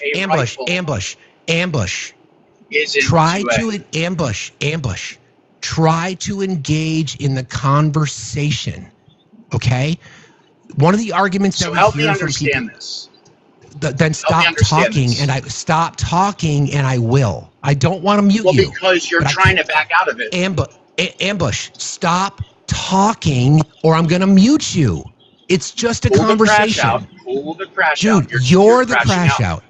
No, Ambush, you're afraid to have a conversation. Were you talking about 2A? Okay, again, you're afraid to have a conversation about it, Ambush. I'm asking you to address. Were you not talking about 2A? I was talking about 2A. You're talking about bump stocks. So let's continue. So then stop talking. Stop talking. The language that we hear from the right, people on your side of the aisle often about what about law-abiding citizens? My revision of the 2A addresses that. Do you know that I'm a firearms owner too? I respect that. Okay, I guarantee I'm a better shot than you are too. So there's that. So specifically, I'm not talking about individual elements because the original. I'm not talking to you. I'm asking you to listen. Let's meet up and find out. Again, that's a nice threat, Cupcake. Good for you. I'm glad. Does that make you feel strong? Make you feel tough? Anyway, so specifically, the language of the Second Amendment that currently exists does not have specifics at all. Therefore, my revision doesn't either, other than addressing the fact that it protects the rights of law-abiding citizens and addresses mental health because it talks about people who are consistent with universal background checks, safe storage requirements, and the exclusion of individuals who pose a demonstrated risk to themselves or others. Do you oppose any of that language? No. Then great. Then we've got a compromise. Right, which was my original point, was that Trump was also for. I'm not talking about bump stocks, Ambush. I'm not talking about. Was he not? Yeah, but well, again, who was the only president that violated your Second Amendment? Who violated it? Trump did. How? Bump stock ban ruled unconstitutional. So you're agreeing to have more safety nets in check, but yet you are contradicting your entire statement by not wanting bump stocks banned. Do you know the purpose of a bump stock? Did I ever say that I wasn't Actually, opposed? tell me. Ambush. What's the purpose? Ambush. What's the purpose? Stop talking. Ambush. You have. Tell me the purpose of a bump stock. Dude, I need you to stop, okay? I can't have a conversation with you. You're not going to hijack my live or I'll just kick you, okay? We're intending to have a conversation here, okay? Just tell me what a bump stock is. It increases the firing capacity of a regular firearm, okay? I know what it is, dude. I'm not going to... Can you just shut up? Dude, can you shut up? Just shut up. It's because you paint your nails. Oh, is that the issue? You're made to look a fool. You don't even know what a bump stock is. But you're over here rapping about 2A? Ambush, you're why are you so dumb? Bro, you're the one that's all heckled and stuttering. I'm not. You're in here because you have nothing else. Don't you have a job to go to? You're whatever. Don't you have a job to go to? You just did it again. Don't you? Don't you have a job to go to? No. You don't? You don't work? So you live off the government? Good for you. Get the fuck out of here.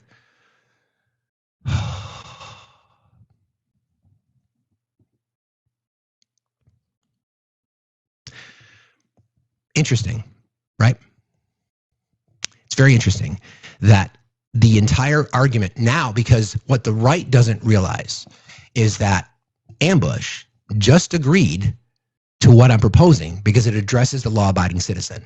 And what Ambush failed to realize is that the only president that violated his constitutional rights to keep and bear was Donald Trump. I agree with a bump stock ban. I agree with that because that is something that we can do that would help keep us alive. It just increases firing capacity. I know what the fuck it is. So stop, you fucking idiot. Oh, God. I don't even know why I bother. That's why I try to have a conversation and you just can't. Like, whatever. Doesn't matter. You can't make up your mind. This is the problem. The reason I propose that is because you can't make up your mind. What do you guys want? But it's the nail polish. I know. You just can't make up your mind. You literally complain all the time about you don't want your rights violated because what about law-abiding citizens? So I make an attempt to introduce language that says I agree with you. We don't want to penalize law-abiding citizens from the right to keep and bear. I address it. That's what I said. Increases firing rate. That's what I said. It's exactly what I said. He doesn't care about a conversation. He just wants to yell. But it's the nail polish. I'm so sorry that Ambush, that you are so insecure in your own masculinity that you can't express yourself. How horrible an existence. Can you imagine? Can you imagine being so scared and soft and weak that you're triggered by nail polish?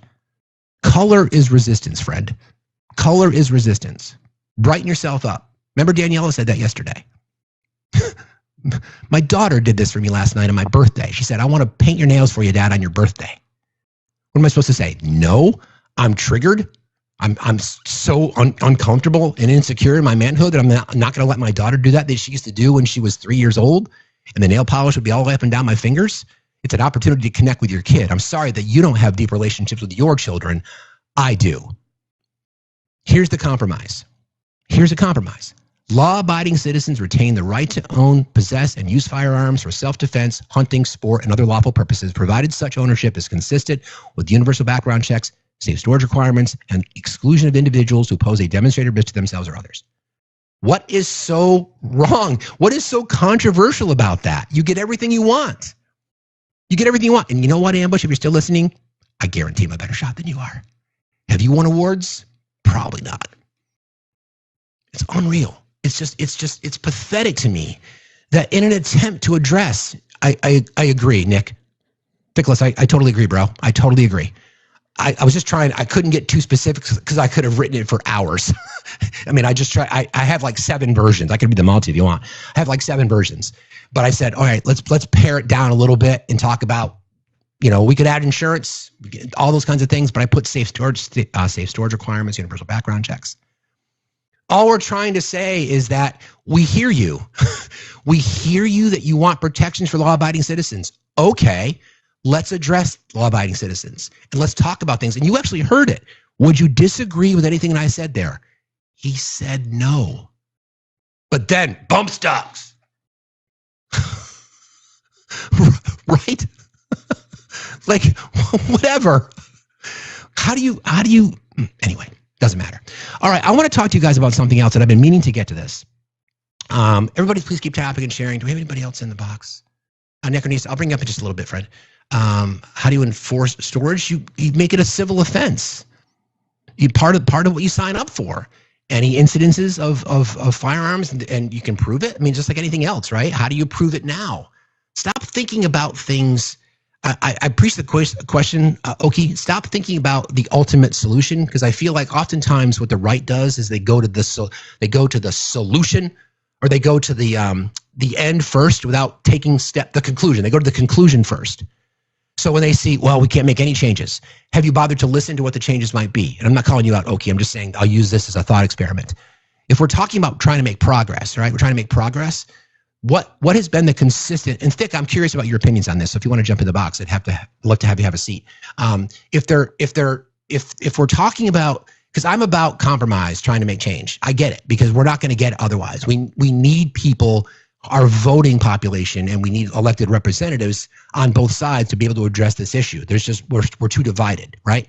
So I'm like, okay, what has the right been clamoring? What is the most consistent, those that have a brain, those that know? Don't forget, I was engaged with somebody over the weekend, and we were talking about 2A, and they said keep and bear. I said, what about the well-regulated part? He said, well-regulated is not in the 2A. I'm like, are you fucking kidding me, dude?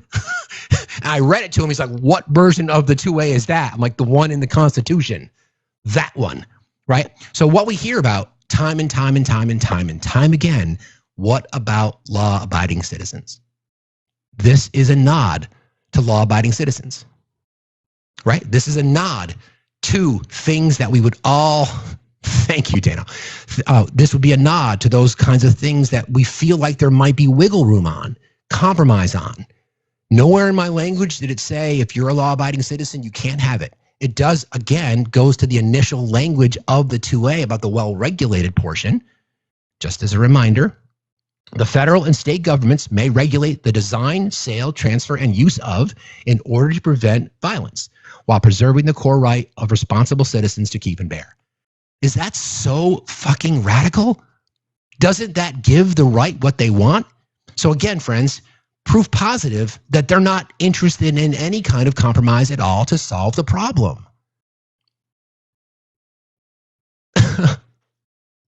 Like, what is so wrong with language like that? How do we move the needle if even the things that they tell us aren't enough anymore? And that's, I mean, again, the constitutionalists among us who don't even know what the Constitution is or what it means or what the interpretations are, they don't know the history behind the 2A, none of it. They don't know any of it. And we have, if there's courage now, remember how we talked about this yesterday? A little bit, we just follow my logic for a second. Joni Ernst stepping aside from the Senate, it's a big deal. Tom Tillis not running again. Susan Collins, I think her Senate seat is in jeopardy because of this gentleman by the name of Graham Plattner. I'm still trying to work with his team to get him on the show at some point. There's movement. There's movement in the Senate. And now our job as the constituents and as the body, as we the people, is to push for shit like this. We're not going to get, and no one, and by the way, no one on the left, maybe a few people in the far left are talking about eradication of all firearms. I think that's necessary. I don't. And I think we're never going to get compromise. It's never going to happen. The problem is, in my opinion, where we're at now, we may have no choice but to fortify our schools. We may have no choice. That it just may come down to that. As much as I don't want that to happen, it may come down to that. So then let's use the right's own language against them. You're concerned about law-abiding citizens? This addresses law-abiding citizens. You're concerned about making sure that people who should not have access to firearms are addressed? This addresses that as well. You claim self-defense? This addresses self-defense. One more time. Right of the people to responsibly keep and bear shall not be infringed, subject to laws that ensure the safety and the security of the public. Law-abiding citizens retain the right to own, possess, and use firearms for self-defense, hunting, sport, and other lawful purposes, provided such ownership is consistent with universal background checks, safe storage requirements, and the exclusion of individuals who pose a demonstrated risk to themselves or to others. The federal and state governments may regulate the design, sale, transfer, and use of firearms in order to prevent gun violence while preserving the core right of responsible citizens to keep and bear arms. Okay? I don't expect it to go anywhere, but I'm going to send that to my elected representatives. Bernie, Peter Welch, Becca Ballant, it's going to be in their inbox. I don't, this is, again, another example of doing something, right? I don't expect movement on it because it's just going to prove the hypocrisy of the right. That they're going to claim that they want to make sure that they're protecting the rights of law-abiding citizens, but they won't. They won't. They're just because their feelings are so hurt because Ambush is such a fucking coward. He can't live in a world where his fifis are going to be hurt if public safety is then prioritized. It's like, whatever, dude. Don't tell us that you care about law-abiding citizens. You don't. You just don't. It's the same argument that we see in everything. The same party, the same political ideology that cares about the protecting children who don't care. When it comes to the simple basic necessity of feeding kids. Okay? All right. So I want to shift a little bit to let me just double check here real quick. What does it say? Is there something? Let me just check in the mod chat. Do we have anything?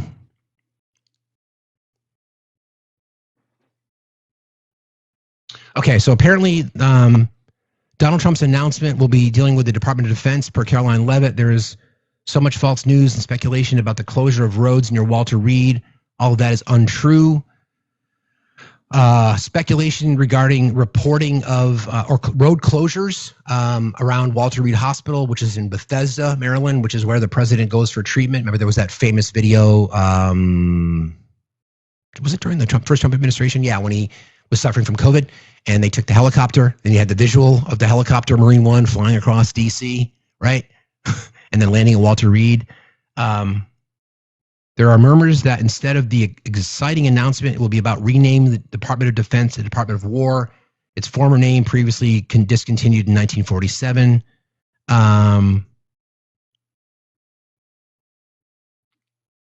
All caps, a post on True Social. Chicago is the unaliving capital of the world.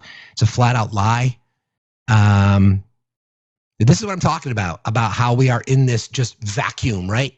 And, you know, I just want to take a moment just to thank my mod team because they're incredible because shit is flying and they're trying to navigate the chat and they're trying to keep the riffraff down and they're trying to make me look good, which ain't fucking easy. They're reporting on news, they're cross-checking, they're referencing. It ain't easy. And I just want to thank you. I've said this a million times. Anybody who does what we do here every single day could not do it without mods. So hearts in the chat for mods, please. All right, let's talk about Chicago because. And I want to get into this whole thing about soft secession in a second, because that is something that the Democratic governors have been talking about for a long while, literally cutting the head off the snake. If the Republican and the Trump administration wants to go after cities and do all this shit, then the response would be, okay, we're just not going to fucking pay you. We are donors. We keep your voters alive, literally. I'm just going to cut your funding. And they're calling it soft secession. So we'll talk about that in a second. So again, I was talking about Mike Johnson doing the rounds, right? Let's first address Senator what's this guy's name? James Lankford from Oklahoma. So he was on Meet the Press over the weekend, and again, we're still talking about this push for crime. MAGA, I don't know if you guys are aware of this, but the National Guard, and I think what's the average of like 25 to 30 guards people per state they're talking about, or whatever the numbers are. They're very, very small. They can't be involved in law enforcement. So why are they there? Oh, I know. They're there for clerical purposes because they told us that. Clerical purposes? And we also know that there's rumor and speculation about them not getting paid timely, which means their housing allowances are being cut. Again, proving once again that the Republican Party really cares about your veterans, said no one ever. except for the cult. So this is James Langford on Meet the Press over the weekend, and just listen to the way he talks about this when confronted with the truth. He dispatched the National Guard to Oklahoma, where the crime rate's higher than New York and California, for example. If you heard the question, she said, "Are you willing to allow National Guard troops to go to Oklahoma, where the crime rate is higher than it is in New York?" Which is absolutely fucking true. Governor of Oklahoma or the mayors of these different cities were to invite him in, I would say they would cooperate. Invite him in? Oh, it requires an invitation now. I see. The president and say, hey, we could use the help to be able to deal with any kind of crime issues on it. I don't know the exact statistic you're calling out there for Oklahoma. I would be very, very surprised on that. I have to get a chance to be able to see where that's coming from. It's your state, Senator. It's your state. Yes, friends, the crime rate in Oklahoma is higher than New York or Chicago. It's your state. So, invitation. So are you saying, listen to what he said in the beginning. I love the self-owns, right? Did he dispatch the National Guard to Oklahoma, where the crime rate's higher than New York and California, for example? If the governor of Oklahoma or the mayors of these different cities were to invite him in, I would say they would cooperate. If he were to invite, okay, I got it. Got to invite them in. Got it. Okay. So are you willing to accept any level of hypocrisy, MAGA, at all? I mean, you heard the words from an Oklahoma senator. He's saying, if there was a problem with crime, then yes, I would accept if I were to ask the president to support us in our fight against crime, would you be willing to send the National Guard in? Even though the governor is the one that can order them in his own state. So if the governor of the state doesn't feel like there's an issue in the state, then why would the president need to send in the troops? Oh, I know, because it's fucking bullshit. That's why. So again, back to Mike Johnson. Oh, this is Kristi Noem. So let's listen to what Kristi had to say on the same topic. Because again, don't forget, with everything else that's going on with Trump's health, speculation, whatever else it might be, that's happening. We know that the e-files are going to be addressed tomorrow by the victims. There's also this other shit. Remember how we discussed before we can't allow this to be normal? Because it's not fucking normal. It's authoritarianism. That's what it is. Let's be real. Okay, here we go. Learned that Immigration and Customs Enforcement is planning on expanding operations in the coming days to Chicago. When are those operations expected to start? And you said in recent days that you're using the recent deployments in Los Angeles as a model. Listen to this. What does that mean? Well, we've already had ongoing operations with ICE in Chicago and throughout Illinois and other states, making sure that we're upholding our laws. But we do intend to add more resources to those operations. I won't disclose the details because they are law enforcement and investigative folks that are on the ground there, and I want to make sure we keep their security our number one priority. Think about that. We are more concerned about the safety and security of ICE officers who are covering their faces than the innocent people that are being rounded up in these, law enforcement exercises. Okay, Kristi. But we will continue to go after the worst of the worst across the country, like President Trump has told us to do, focusing on those that are perpetuating murder and rape and trafficking of drugs and humans across our country, knowing that every single citizen deserves to be safe. Part of what distinguished the Los Angeles operations, however, is that National Guard troops were there, in essence, protecting or backing up those federal agents as they conducted operations. Is that what we should expect to see in Chicago? That always is a prerogative of President Trump and his decision. I won't speak to the specifics of the operations that are planned in other cities, but I do know that LA wouldn't be standing today if President Trump hadn't taken action. LA wouldn't be standing today if President Trump hadn't taken those actions.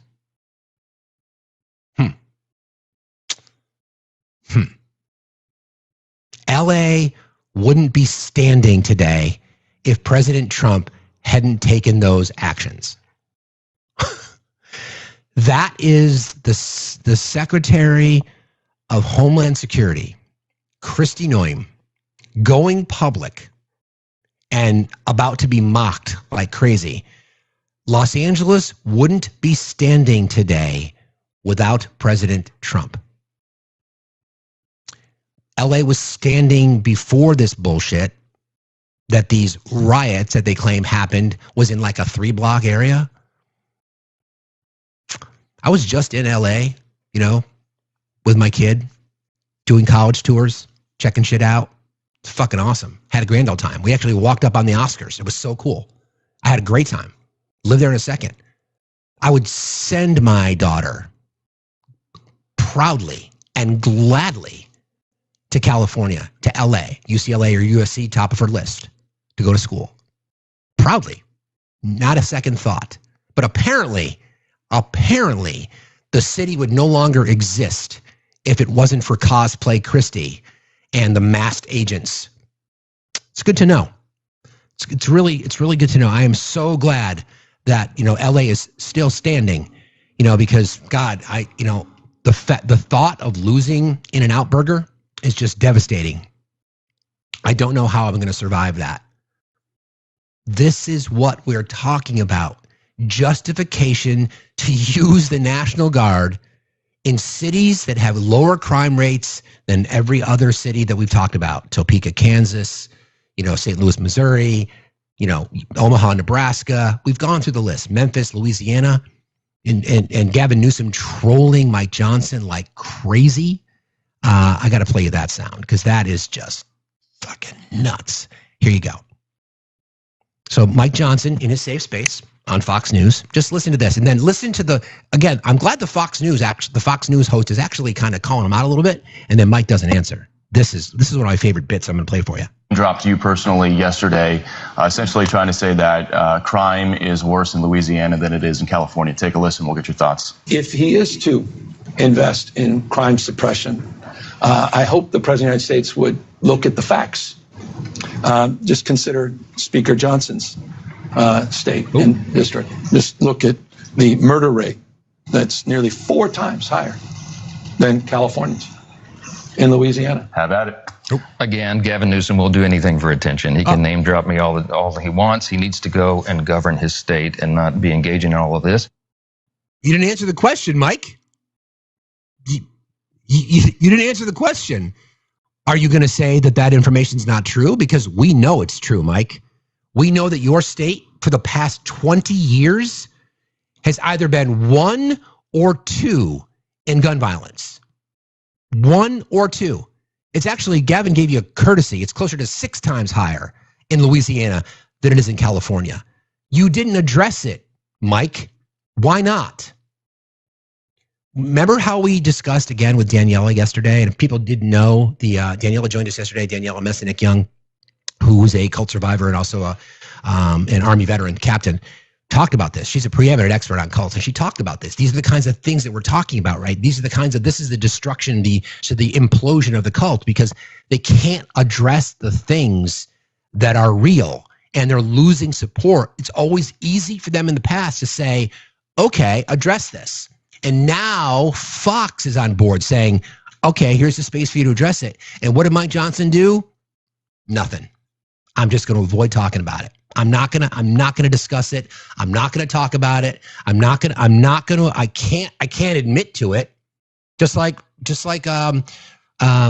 James Langford in Oklahoma. I have a hard time believing it. Well, it's not our problem if you have a hard time believing it. You're there representing your state. You're elected to your state. So let's go to the tape. Shall we, Jim? So we've got this report from the 118th Congress, and I know I've talked to you guys about this before, but let's look at it, shall we? Let's go down the list because they've been tracking this for 20 years. Okay. Red states have dominated the top 10 murder rate in the states in the US for 2 decades. And between Louisiana and Mississippi, they have gone back and forth for the past 20 years. This is the list. Mississippi, this is from 2020. Mississippi, Louisiana, Alabama, Missouri, Arkansas, South Carolina, Tennessee, Illinois, Maryland, and Georgia. 8 of the top 10, because in 2024, Georgia voted for Donald Trump. 8 of the top 10. 8 of the top 10 for 20 years have been the states that have had the highest rates of H side, firearm violence. And then people are going to ask about what cities. So in the same report, remember, for those of you who tuned in before, I don't mean to reiterate this, but there's probably people that are just joining us for the first time. So this is really, this is for you, MAGA, because we have the smartest chat on TikTok. So welcome to your education. You know, hopefully by osmosis, you'll gain some intelligence just by hanging out with the smartest chat on TikTok. That's my hope. Maybe not. We'll see. The argument that you always like to use are blue cities. Here's the funny thing about it. The same report, okay, in the summary, the same report. Even when HMs in the largest cities and red states are removed, overall M rates in Trump voting states were still 12% higher than Biden voting states across the 21-year period, and were higher in 18 of the 21 years observed. So, sure, I'll give you your argument. A lot of blue cities, you like to call them blue cities. A lot of cities, a lot of the largest cities in our nation have Democratic governors, mayors. A lot of that. First of all, you don't understand how the supremacy laws work regarding that state governments dictate the rules in their cities. You guys don't know that. So I'll give you a real-time example. Zohran Mamdani, who is going to be the next mayor in DC, has talked about a lot of things he wants to do in New York City. He's got to get support from the state of New York's legislature to be able to do them. That's how it works. So I know you want to keep pointing to these cities, blue cities. Chicago is way down the list compared to, again, Houston, Texas, Jacksonville, Florida, New Orleans, Louisiana, Shreveport, Louisiana, St. Louis, Missouri. Why are we not sending the National Guard into any of those states, any of those cities? And the problem is, no one who's watching me, who's MAGA right now, has the courage to talk about it. And I'd like to know why. I don't care that you disagree. I really don't care. Don't give a shit. Blue cities are still under red governors. Yeah, exactly. It's not even the city under the. It's the state houses. Laws are passed that affect the entire state. My firearm laws in my state are the same in the largest city of Burlington as they are in the smallest town, because that's how it works. So why are we not sending, if crime is the issue, why are we not sending the National Guard to the issues where the crime is really the problem? Why not? What do you mean not in New York? What are you talking about? I don't want you think New York City has its own laws that are different than the state? You're just wrong. That's not how it works. There's municipal codes, but there's state laws. Let's just use a real-time example. So upstate New York, Plattsburgh, right? Do you think the laws there are different than they are in New York City? They aren't. It's a state. It's a state. So once again, it's a really simple ask. I don't expect you to agree with my wanting to change the 2A, but we've got people like Ambush who are just too dumb to know any better, too dumb to know any better that they walk themselves right into their own point. And exactly for calling that out, Mr. Beans, I was going there next. And do you understand that even if there's high rates of firearm violence, oftentimes when those firearms are recovered, guess where they came from? They came from states that have lax gun laws. I don't want every show to be about that specifically, but I'm committed to trying to make changes here, because we are. I'm just waiting. Like, we wake up every single morning. That's what I do. I'll get out of bed. I'll do my yoga. I'll check the news, and I'm waiting for the next the next example of firearm violence in our schools. I'm just waiting. It's going to happen. It's inevitable. It's not. It's just a matter of if. It's a matter of when. And the people on the right don't give a fuck. They don't care. They just don't care. It's never been about crime. If it were about crime, then we would be going to the cause. Listen, people on the left, fingernail painting progressives, communists, social democrats, status quo Democrats, care more about law and order than the right does. Always has. Funny thing is, the effectiveness of the defund the police rhetoric that the right used against the left, it worked. But who actually defunded the police? That would be the Republican budget. They stripped billions of dollars from DC in their law enforcement. in community policing programs cut across the country. So Republicans defunded the police. There's your bumper sticker. MAGA supports crime. MAGA supports criminals. There's your bumper sticker. Because it's true. MAGA defunds the police. Because it's true.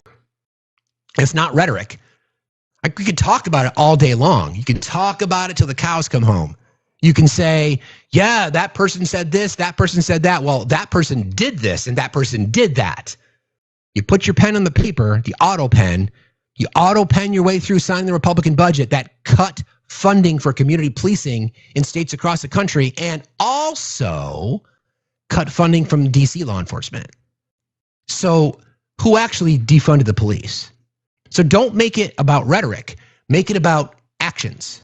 And the actions that this administration took with support of Republicans in the House and people like Joni Ernst, who's now such a pathetic fucking coward, she can't face her voters again. So she'll run. Exactly. Watch what they do, not what they say. Don't tell me about your values. Show me your budget. Don't tell me your priorities. Show me your budget. Fucking truth hurts. What do we have here, guys?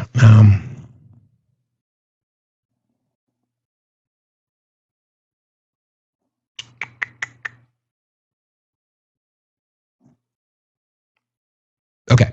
Let me see if I got anybody in boxes requesting. Good morning, Steve. Good morning, friend. How are you? Yeah, not too bad, thank you. You had some interesting characters up on here today, haven't you? Yeah, I mean, I don't even know why I bother, to be honest. Yeah, but it is what it is. There was that one odious toad that made me want to cover my drink. So that's MAGA. That's the energy you're giving off. You know, alas, it's both sides of the pond at the moment. But you know, that's for sure. We're working that's for sure. hard. You know, the world is a chaotic mess, but thank goodness we have this place that we can congregate and mourn together. You know? That's true. That's true. So I'm British. I am memento mori all the way. You know. I gotcha. Anything on your mind that you wanted to talk about, friend? I just wanted to come up and say hello and that you're doing a great job, and I really like this color on you. Thank you very much. I appreciate that. Thank you for jumping in today. I appreciate you, friend. I'll talk to you later. All right, bye. Thank you. So here's another example of how MAGA supports criminals. So for you oath-breaking traitors who took the oath to defend the Constitution against all enemies, foreign and domestic, Ashley Babbitt was a domestic terrorist. Okay? A domestic terrorist. The United States Air Force has provided full military funeral honors to Ashley Babbitt, Air Force veteran who was unalived and lost her life inside the U.S. Capitol on January 6, 2021. The decision reverses a previous denial by the Biden administration and comes after a settlement of nearly $5 million for wrongful death and other claims against the U.S. government. Babbitt, 35, was a distinguished veteran of the U.S. Air Force and Air National Guard, having deployed to Afghanistan, Iraq, and the United Arab Emirates. Her family is grateful for the reversal of the denial and the support from President Trump, Secretary Hegseth, and Undersecretary Lohmeyer.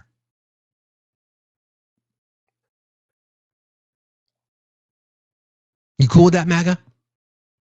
You cool with that? You guys good with that? You're good with that? You're good with someone who was out of her fucking mind? You concern yourself with mental health? You concern yourself with all that shit. Why was she in the Capitol? Why was she, again, this is why we have to continue to talk about that story. Why was she the first person, after being warned numerous times by law enforcement, again, because you guys claim to support law enforcement, right? Law enforcement, you claim to support law enforcement. Why was she jumping through, after smashing glass in a doorway that was the only thing between the riotous, insurrectionist, traitorous mob that was pardoned by the fucking 34-time convicted felon, why was she the one that jumped through the glass after being warned repeatedly just feet away from elected officials who the same traitorous mob were out to get with zip ties, bear spray, etc.? And she got, as they call it, the booster shot. And are you now celebrating it? Exactly. Why didn't she just comply? She should have just complied. And now you're celebrating her getting honors. Your people are fucking pathetic. Just pathetic. So what's the reporting now that I just see this flashing? Did a judge rule? Is there a summary of that story, you guys? Did a judge rule on that regarding violation of posse comitatus? Did that happen? Let's see here. Hang on a sec. Information flying at us a million miles an hour. Again, hearts in the chat and for our mod team. The court now turns. Wait a second. Let me go back. So it looks like a judge has ruled that the use of force, I should say Judge Breyer has blocked the use of National Guard in Los Angeles. Defendant's orders. Let me try to get this story here. Hang on a second. Judge Breyer blocks the use of the National Guard in LA. Defendant's orders, and contrary to Congress's explicit instructions, federal troops executed the laws. In short, defendants violated the Posse Comitatus Act. So Newsom sued the Trump administration, and the judge ruled that, in fact, the Trump administration has violated the Posse Comitatus Act. So there you go. Another slap down. Another slap down. Is there a summarized story, guys? So I don't have to keep going back and forth to X, because I always feel like I need a shower after spending time in X. Judge said Trump can't use the guard in LA. It stays pending appeal. Violation of the Posse Comitatus. Only impacts California, apparently. Which then, of course, is going to then lead to other states. DC separate. Because it's federal territory. Only impacts California for now, and is likely not going to go into effect given the current Supreme Court. But it does set good precedent for other challenges going forward, giving his findings about what constitutes a Posse Comitatus Act violation. The court now turns to the actual conduct of Task Force 51. This is from the order. In and around LA, to start, the court observes that Task Force 51 was expressly instructed that it could engage in certain law enforcement activities, setting up protective perimeters, traffic blockades, crowd control, and the like. That instruction was incorrect. There is no exception to the Posse Comitatus Act for such conduct, and neither President Trump's June 7 memorandum nor Secretary Hegseth's June 23rd memorandum changed that.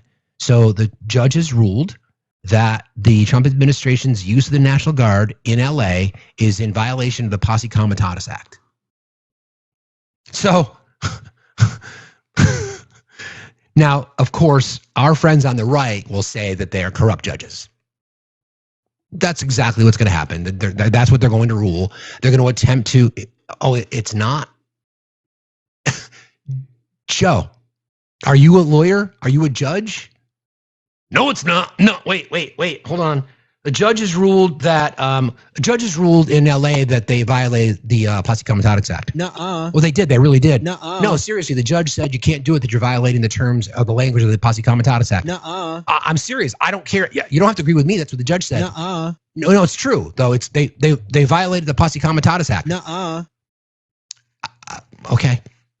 Okay. The judge's ruling that you violated the Posse Comitatus Act, which means what you did your president, in support of this lie about crime, said that what they did was illegal. Nuh-uh. It's true, Joe. I'm really sorry. I'm sorry. Nuh-uh.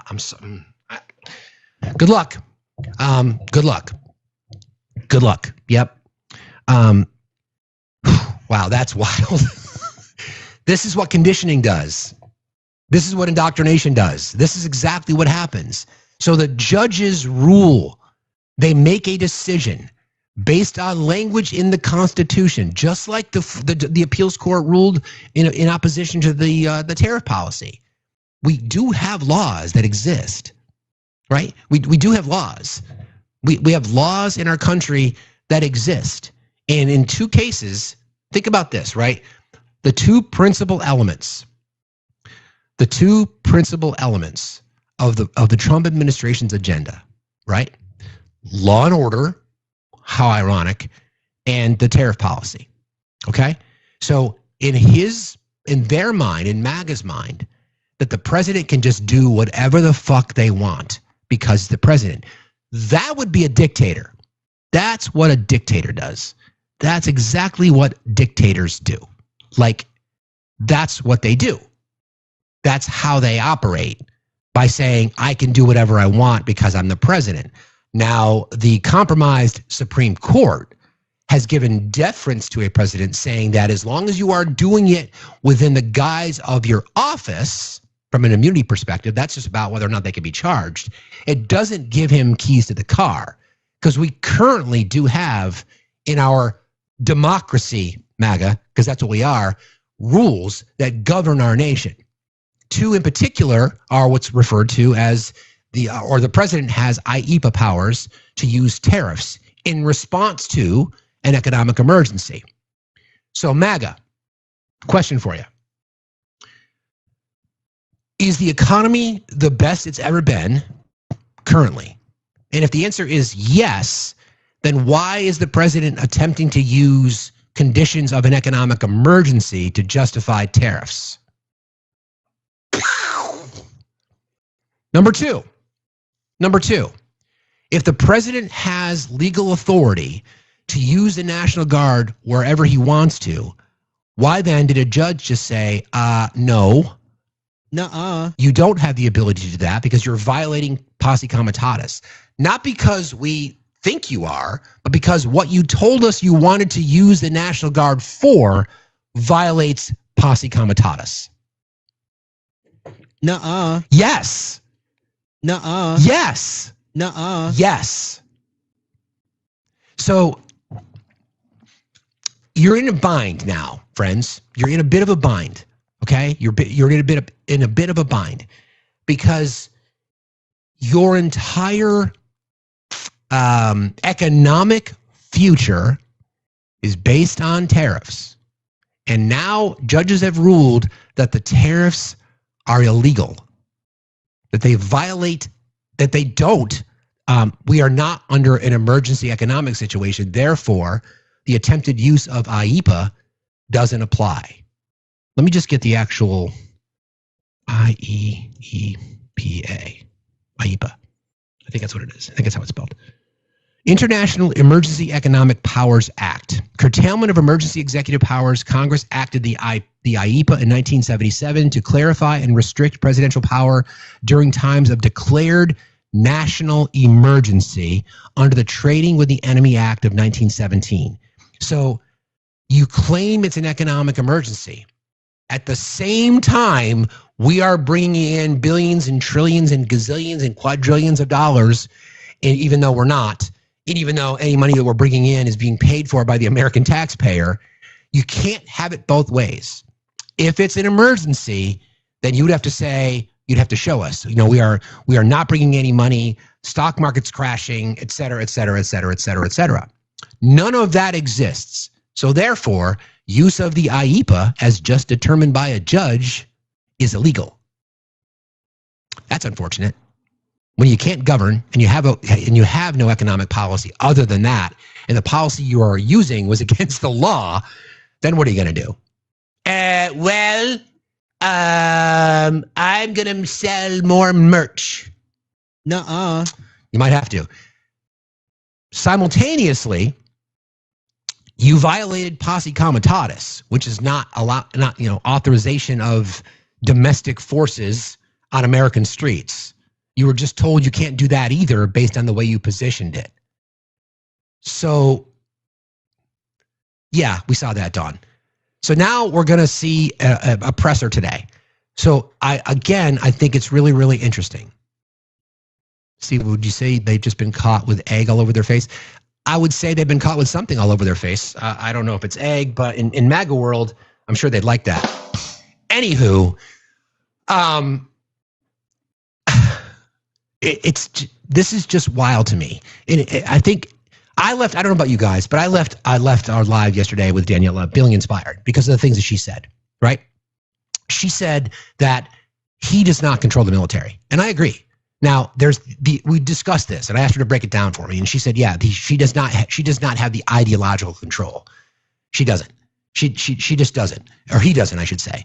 He does have the paper control, right? He has the paper control from the commander-in-chief perspective. Sure, we agree on that.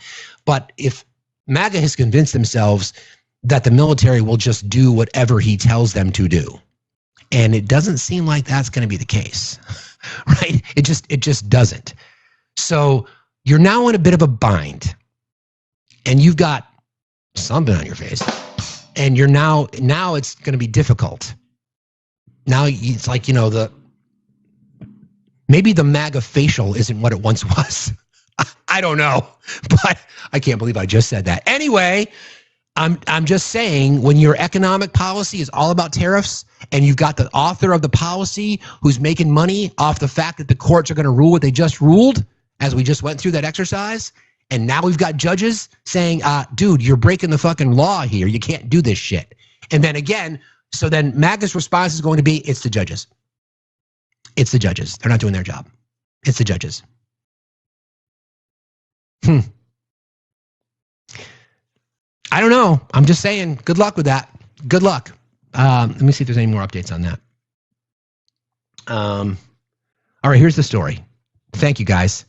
Again, I have the best fucking team. You guys are amazing. Seriously, it's incredible. This reporting from CBS, this came out just 20 minutes ago, and it's just news. Don't worry about the source. We're just reporting on the story. MAGA. Okay. Judge rules Trump's deployment of troops to LA violated federal law. Excuse me. A federal court in California ruled Tuesday that the Trump administration violated the federal law when it deployed members of the National Guard and active duty U.S. Marines to LA earlier this month in response to protests against immigration enforcement operations. In a 52-page ruling, U.S. District Judge Charles Breyer found that the president and his administration violated the Posse Comitatus Act, an 1878 law that prohibits the use of the military for domestic law enforcement. Breyer blocked the Trump administration from deploying or using the National Guard currently deployed in California and any military troops in the state for civilian law enforcement. Remember, that was the entire guise, that we need the National Guard there. Before I go any further on that story, let's go back to Christy. Let's go back to Christy Noem, just so we're clear about what she said. Okay, here you go. Know that LA wouldn't be standing today if President Trump hadn't taken action. Then that city would have burned down if left to the devices of the mayor and the governor of that state. Why do people? Okay, cool. Good to know. So then that's the acknowledgement that we sent them there for law enforcement.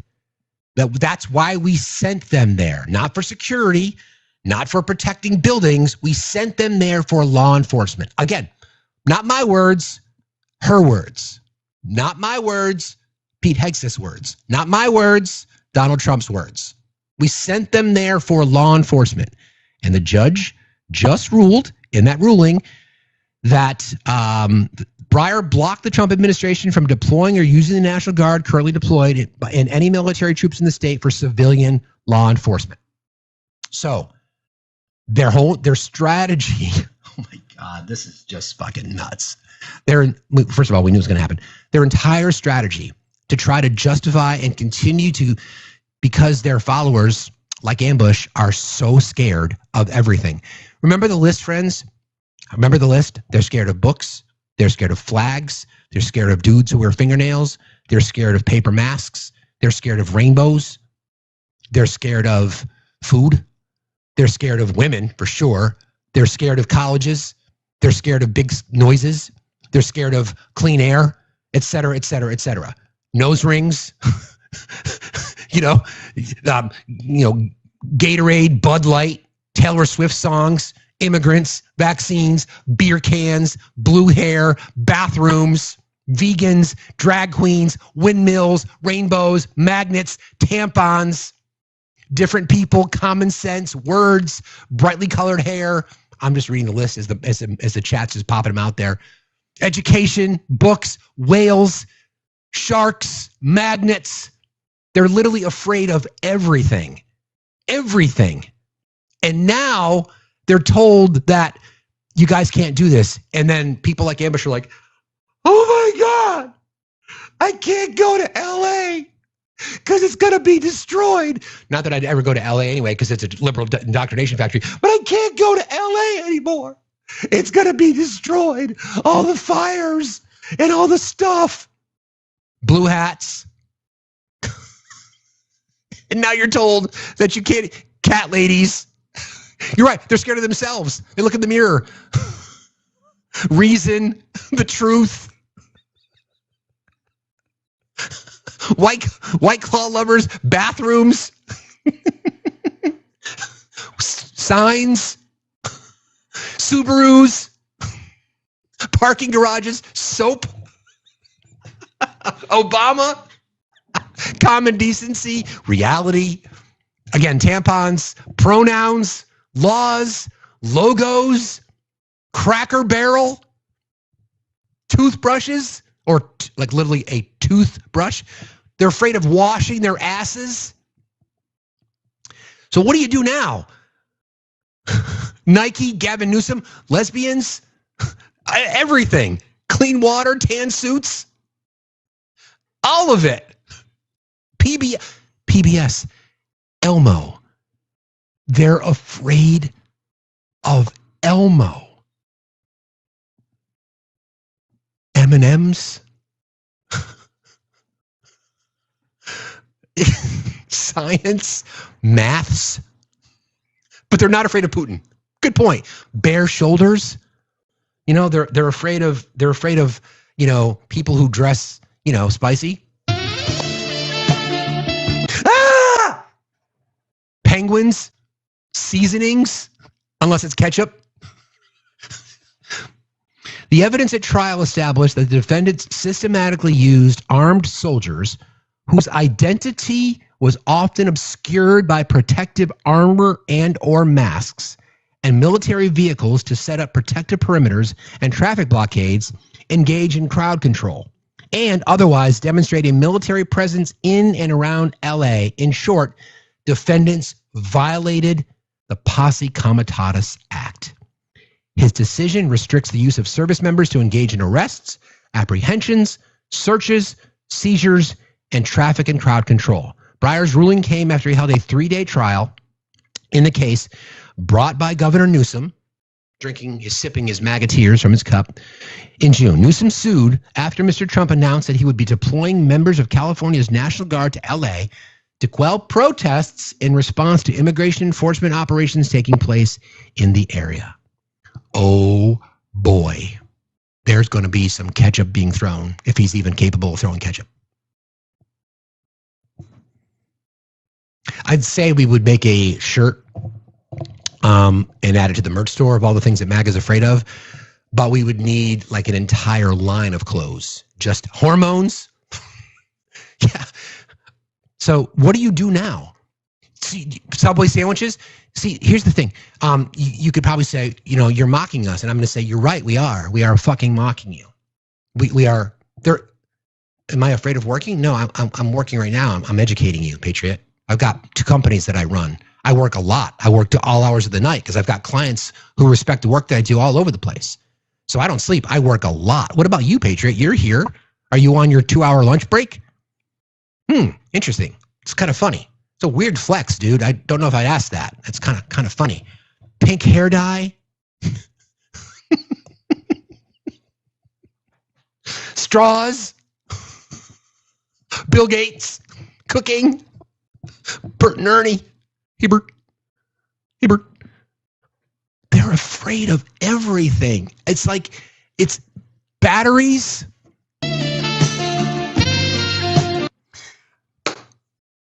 Thinking, hygiene, nail polish. Like, Miss Rachel. That's right. They're afraid of Miss Rachel. Avocados. We could go on and on. I just think it's a very interesting ruling, right? Meanwhile, we've got Xi Jinping, Vladimir Putin, and President Modi from India, and a lot of other world leaders who are rainbows, crosswalks, fair enough. A lot of world leaders that were invited by Xi Jinping to Beijing to talk about economic partnerships. Do you guys understand? You complained during the Biden administration about the NWO. Well, it's happening under the Trump administration because the world looks at the current political landscape and the direction that the Trump administration wants to take us and is like, fuck this shit. We can't rely on the U.S. anymore because of this bullshit. Thumbing their nose at the strength of the American economic engine. You guys understand that this is going to change things for everyone. Everyone. Modi is stuck. Do you think the EU would help him? It's a fair question, Cassie. I mean, Modi is a bit stuck, right? But he's also got a billion plus people. You know, India has a pretty powerful economic engine of their own. They certainly need partners, but why? I don't know if he's stuck necessarily. I just think there's going to be a lot of negotiation, right? He doesn't need the U.S., right? He doesn't. There's a billion plus people as consumers in China too. So it just depends on how this is going to go. You know what, Hilltop? I think that's the winner. MAGA is afraid of Canada. They literally are afraid of Canada. Some of the nicest people I've ever met. What is there to be afraid about Canada? Now, I know that their maple syrup's good, but let's be real. But so we've got this meeting organized by, again, in Xi Jinping's words, he's like, listen, we can host these global summits too, you know. We can do that. We can host these global summits. We can show you that we've got the best supply chain in the world. We can show you about our... China just created technology that they can capture the energy of the sun. They built a canal network that brings cruise ships over fucking mountains. Over mountains. And our president is selling gold sneakers. And our commitment and our focus in our country is making sure that we can keep kids from eating. And China is building canals that bring cruise ships over mountains. And our government wants to kick people off of their health insurance. Like, yeah, they hate taste and class, sure. Right. Exactly. That's our American exceptionalism.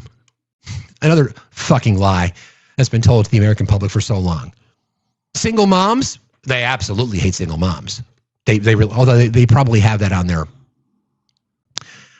hub scroll. Taxes. Yeah. What?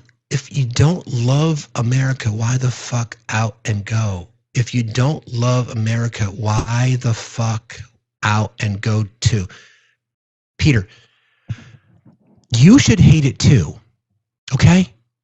Because when you do that, when you can call it out, you can say, I want it to be better. I don't hate. The system I despise. The people I care about. I despise the system, and you should too. You should despise the corruption that exists in your party. You should despise the fact that your commerce secretary, appointed by your president, is banking on the fact that the tariff policies he put in place will be challenged in court, overturned in court, and he and his friends are going to enrich themselves on it. You should be concerned about that. You should be concerned that the cities and states that have the highest crime rates in our country are in red states and governed by red governors and red mayors. You should care about that. You should care that your states are recipient of funds from states like California, like Daddy Gavin, right? That's what you should be concerned about. Why are you not? Is it because you're afraid of rainbows? Is it because you're afraid of nail polish on men? Is that why? Is that it? Is that it? Is it because you're afraid of books? Oh no. Is it because you're afraid of Drag Queen Story Hour? Oh no. Is it because you're afraid of science and math? Oh no. I feel like museums, I feel like there's a lions and tigers and bears moment coming. Exactly, Tracy. We sit here every single day because we want this country to be better. We want it to be better. And we're willing to burn it down so that it can be better. You want to burn it down to keep the libs in line. You think owning the libs is your goal. And to be honest, I'm sick and fucking tired of people dissing on being liberal. What does it mean? It just means we're open-minded. That we're willing to, first of all, to see ourselves and call our shit out, and willing to accept diversity, willing to accept differences, willing to accept different opinions. I'm not talking TikTok. I'm talking about politically. Wear that fucking shit. Wear it. We're going to need to add a shirt to the merch store. Proudly liberal. Go fuck yourself. Something like that. Yeah. Right. It's just like anyway, I wanted to get to this before. So this talk about soft secession is probably the only thing that's good if it's soft. Anyway, blue states are finally learning what red states have known all along. You don't need federal permission to govern. So this is reported by Wired had this story. So I'm just going to read this a little. Let me get some water.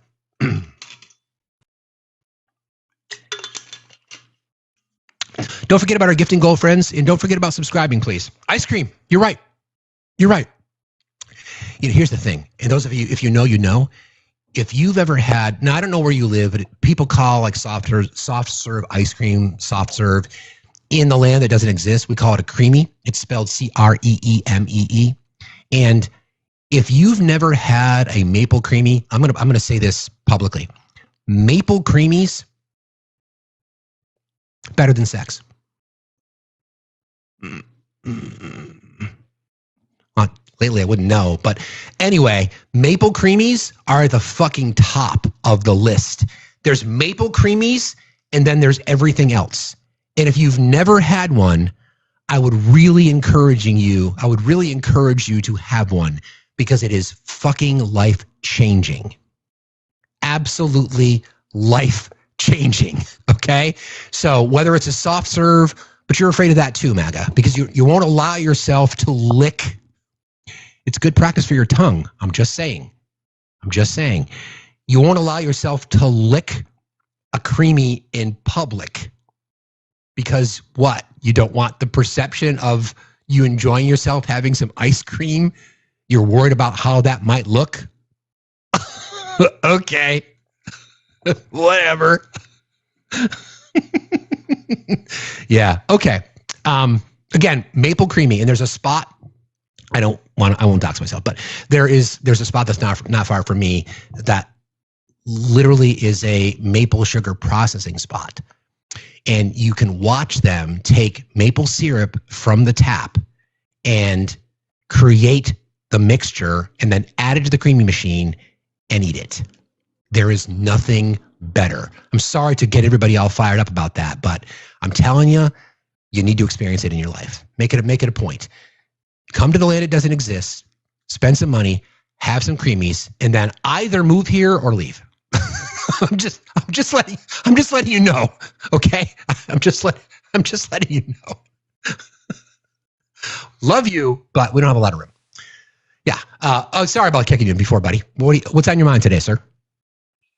Well, I'm in the hotel room eating breakfast, and have you arrived? You've arrived. Yes. Like Canada, there's a lot of hardwood in this room listening to the creamy conversation. Yeah, indeed. Indeed. Mm-hmm. That's right. That's right. Because we only get our hardwood from Canada. Hey now. So let me first of all ask you a question. Are you literally telling me that they make the maple syrup and then they make the mixture to put in the freezer machine to make the maple creamy all in one fucking place? Correct. Oh my God. Well, they don't make the syrup; they process it. But to your point, yes, yep. Holy they have an evaporator. It's called an evaporator, and it takes 40 gallons of sap to make 1 gallon of maple syrup. So they have it in their evaporator. They have it hot. They take it out of the thing. They let it cool. They have their process. It takes about 15 minutes from. They literally, it's on the weekend. They literally show you how it's done, and I'm telling you, Again, it's been so long. I could easily say now it's better than sex, but I'm telling you, well, actually, it would be the best solution would be to do it in combination with sex, because then we're talking fucking next level shit. Next level. But it is. Instead of a cigarette for post coitus, we would have a creamy. Indeed. I like the sound of that. I know. I'm just letting you know. That's the process. Yep. So you asked what was on my mind. Yeah, what's on your mind, buddy? It's too deep to go into right now, and we can certainly do that via email later. But look into the inverted yield curve. Okay. Within the bond market. This is important. This isn't me just being a nerd. Some of the inflationary issues that are a little more sophisticated have to do with an inverted yield curve, right? So there's probably a little more consternation around that now because the tariffs have been put on pause. Yes. And the bond market and the stock market have not been responding favorably because people don't know what to do. And you don't want in these uncertain economic times that yield curve within the bond market to invert itself. That's really, really dangerous. So look into it and then, kind of examine that, because on top of the fact that we briefly discussed Cantor Fitzgerald hedging its bets against the administration, full well knowing that what it did was unconstitutional or illegal, choose your poison. There's probably another subset of folks making bets about everything having to do with these EOs that are being written, right? I guarantee you that nobody is taking Trump seriously on any level. Can you drive for a second? I'll be right back. I can, as Gary Newman would say, in cars. However, I'm not driving in a car right now. Of course, that was 1979. That was a really cool tune. Hey, screen. Why are we not at 300,000 likes yet? I do not understand. We need to tap, tappity, tap, tap, tap, tap. There is a live goal today, as there is every day. See if you can't fill that cup. Send a heart me, whatever it takes. But let's keep this up on the FYP. Here in my car, I do feel safest of all. Yeah, way to go! I love it when I bring up an old tune and somebody comes in with the lyrics. Fucking Gen X for the win again. So I have been writing some things for Discord and mods. I will start to put that stuff out on Discord. Some things to help out about the economic stuff that I discuss. I do have the money laundering basics done. I don't know if I sent that in yet or not, but I also have some other things. Oh, and if anybody wants a really good read, don't listen to Steve's response to this, but I did write a small white paper for Steve on how we could keep the Social Security Fund solvent for 100 years. Yeah. Effective. Yeah. Effective. Thank you. I'm gonna come see you guys. Let's talk about that. But I will be on a call with you later today, right? Yes, you will. And as always, we love you. We're feeling a little punchy because we took that overnight flight. So yeah, I mean, according to Christy Noem, LA may not even exist when you get back there. So I'm worried for you guys. But good luck. Good luck getting back in. Well, good luck. Maybe we'll just have to stay here. Maybe not a bad spot to be. Not a bad spot to be. I love you guys. I'll talk to you later, buddy. Peace. All right, bye. So anyway, we were all this creamy talk. I had to go.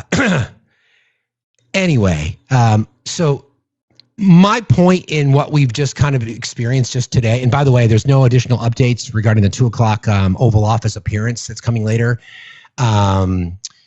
It looks like the topic is going to be, what did it say again? Something regarding the DOD. Is that right? Did I catch that? Yeah, just something about the DOD. So again, though, it's maddening because why would you do that? He's not going to take questions. He's not going to take questions. I mean, I don't know if he is because it's just an announcement, right? I don't think he's going to take questions. I think it's just going to be, I just want to make sure I get it right. What is the language? I think I've said this a couple times. He said on the official White House schedule, all it says is the president makes an announcement, 2 p.m., Oval Office. It's just weird. I know they're talking about just renaming the Department of Defense the Department of War. Don't forget, we've got United States Navy ships with, I think, 3,000 or 4,000 Marines off the coast of Venezuela. There's all kinds of reporting as to whether or not we're talking about some kind of invasion. I don't know. I don't know. Pre-recorded, yeah, not saying. That's kind of what I thought too. I mentioned that in the mod chat this morning. Like, is it pre-recorded? If we are going to hear from him, because we haven't heard from him at all, right? We haven't heard from him at all. But where my head goes on this is if he's not sick, which I think he is. Chicago gets so far these are the speculations that we're getting. The Chicago's going to get the National Guard. The Department of Defense becomes Department of War. Voter ID executive order. And now the move of Space Command. The Trump administration is planning to announce as early as Tuesday that it will relocate U.S. Space Command headquarters from Colorado Springs to Huntsville, Alabama, according to a U.S. official and a person familiar with the story. So another speculation. This is the problem, right?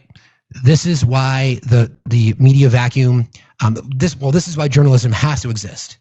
So, and again, just to recap from what we talked earlier, the press was not allowed to be on the golf course yesterday because the story that the White House attempted to say is that he was golfing with his grandchildren, right?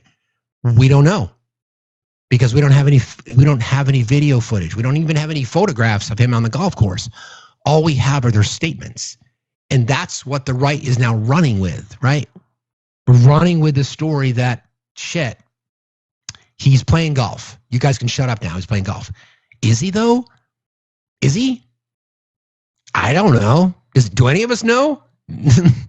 None of us know.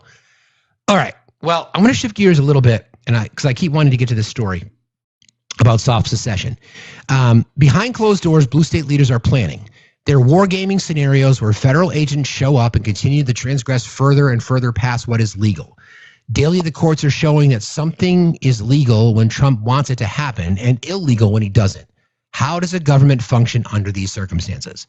For many state AGs and governors, the legal briefs are already drafted.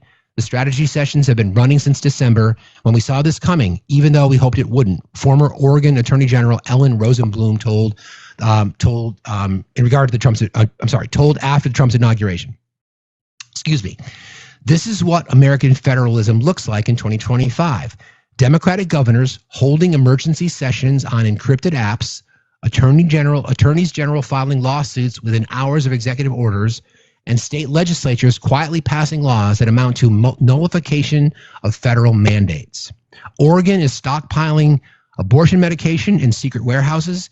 Illinois is exploring digital sovereignty. California has $76 billion in reserves and is deciding how to deploy it. Three sources on those daily Zoom calls between Democratic AGs say the same phrase keeps coming up, though nobody wants to say it publicly. Soft secession. Not the violent rupture of 1861, but something else entirely. Blue states building parallel systems, withholding cooperation, and creating facts on the ground that render federal authority meaningless within their borders. Remember how we talked about the economic civil war? This is it. The infrastructure for this resistance already exists. 23 Democratic attorneys general now gather on nearly daily Zoom calls at 8 a.m. Pacific, which means the East Coast officials are already on their third cup of coffee. They divide responsibilities and share templates for lawsuits that they've been drafting since last spring. California Governor Newsom called state lawmakers into a special session later to protect the state's progressive policies, while Illinois Governor J.B. Pritzker launched Governors Safeguarding Democracy, seeking to unify state-based opposition to Trump's agenda. Bob Bonta, California's AG, describes preparations so thorough that challenging Trump's birthright citizenship order required only to cross the T's, dot the I's, press print, and file. Currently, Massachusetts spends $4,846 more per capita to the federal government than it gets back. New Jersey and Washington are in the same position, bleeding thousands per person annually. Over 5 years, New York alone contributed $146.2 billion that it received. Meanwhile, red states pocket $1.24 for every dollar they send to Washington. Blue states are essentially paying red states to undermine democracy. This economic reality gives blue states significant leverage they've only begun to explore. California has accumulated $76 billion in reserves. The Bank of North Dakota, profitable every year since 1919, offers a model for state banking that could reduce federal dependence. When Trump threatened to cut funding from Maine over transgender sports policies, Governor Janet Mills had 22 other Democratic governors ready to stand with her, collectively representing the majority of America's economic output.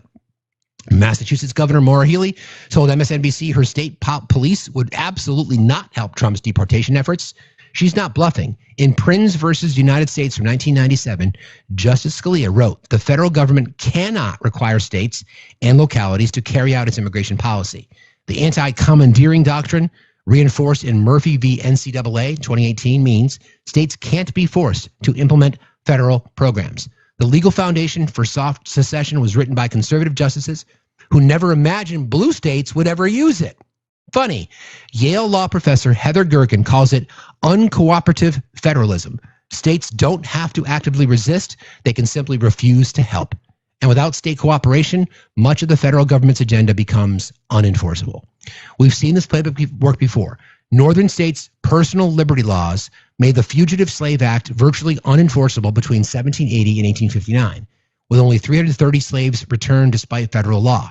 More recently, cannabis legislation has spread to 41 states despite federal prohibition, forcing Washington to essentially give up. When 25 states refused to implement Real ID requirements starting in 2007, they delayed enforcement by nearly 2 decades. A case in Washington state shows how far this has gone. The state AG is now seeking an injunction against Adams County Sheriff for cooperating with federal immigration enforcement, arguing he's violating state law, states' rights. Right, friends? The sheriff faces a choice. Follow federal directives or state law. Increasingly, state officials are choosing their states. 8 states have already enacted state voting rights acts that exceeded federal protections. 22 states have implemented automatic voter registration. Colorado has created what election security experts call the gold standard, risk-limiting audits with paper ballot requirements. Attorney General Letitia James in New York, who successfully sued Trump during his first term, promised she's ready to fight back again.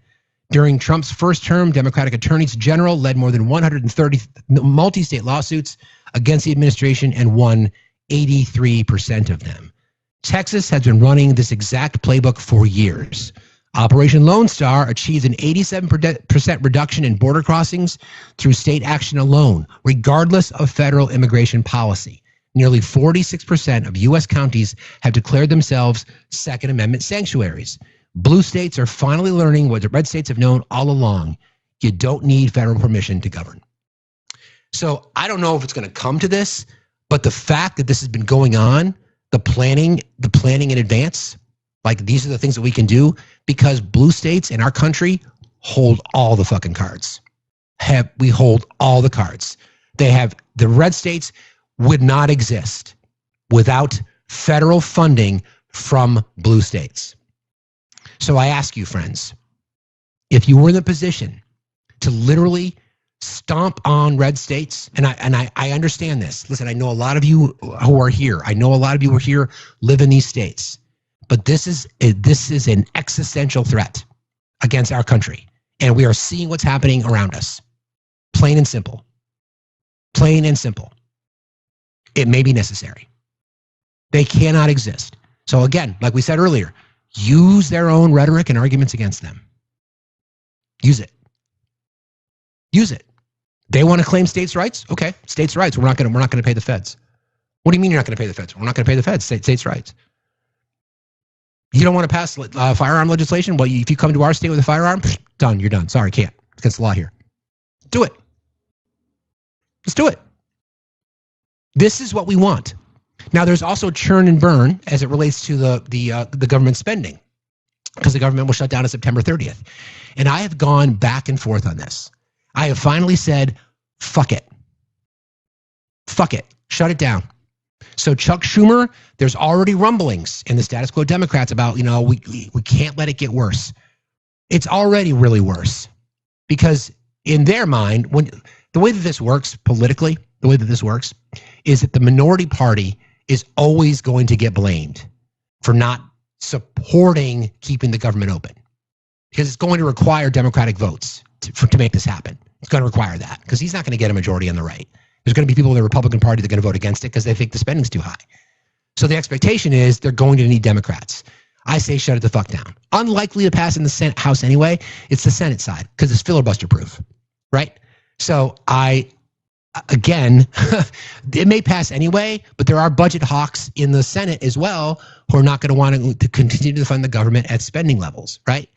So I say shut it the fuck down. Shut it down. So I did a little bit of research, and I was just curious as to what this would look like. See if I can find it. Shit, I just deleted it, didn't I? God damn it. Crap.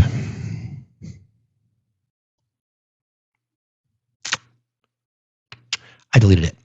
I tried to get a detailed list of what would happen if the government shut down, and it's parks. It's a lot of things along those lines. Wait a minute, do I have it right here? Hold on a second. I'm sorry, guys. Just want to make sure I have the information correct.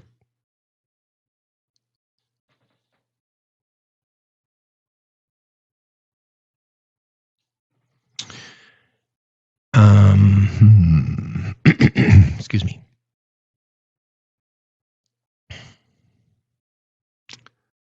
Give me just a second. Oh, well, I'm looking for that. You guys can listen to this fucking nonsense. President Trump's face on Mount Rushmore. What do you think? Well, they certainly have room for it. Untouched for more than 80 years, there is now an effort by some supporters of Donald Trump to add his face to the monument. Any conversation about adding Donald Trump to Mount Rushmore is premature. The National Park Service has a rule that anyone honored with a memorial must be dead for at least 5 years. And even at that point, it would likely require an act of Congress. Congresswoman Anna Paulina Luna has a bill in Congress that would add Trump to Mount Rushmore. But aside from the political, artistic, and historic reasons against changing Mount Rushmore, there's also one massive reason against it. From an engineering and geological perspective, adding any face is near impossible. A close look shows the mountain filled with deep fractures, like this massive fracture that runs right by Washington's head. It's not something that can be messed with. Is that fair to say? No. Yeah, I wouldn't want to start blasting or carving rock. While the mountain looks deep and wide from the front, a side view reveals a massive valley behind the sculpture, leaving very little room to carve. For perspective, Roosevelt's head is 100 feet behind the original granite. It doesn't matter how worthy someone is. If the rock is not there, you can't carve them. I can't find what I was looking for, but can you imagine that there are people that are still even considering that? Like, you're going to put a 34-time convicted felon, twice impeached, 34-time convicted felon, serial abuser, adjudicated predator, people are serious about it? And President Xi and President Putin and President Modi are meeting in China to reset the world order. And our president and his followers are talking about putting his face on Mount Rushmore and are cheering for the Trump meme coins and are getting fucking woodies, their micro dick woodies over the patios. And he's complaining about the marble. and talking about gold-laden fucking ballrooms and begging and pleading for the Nobel Peace Prize.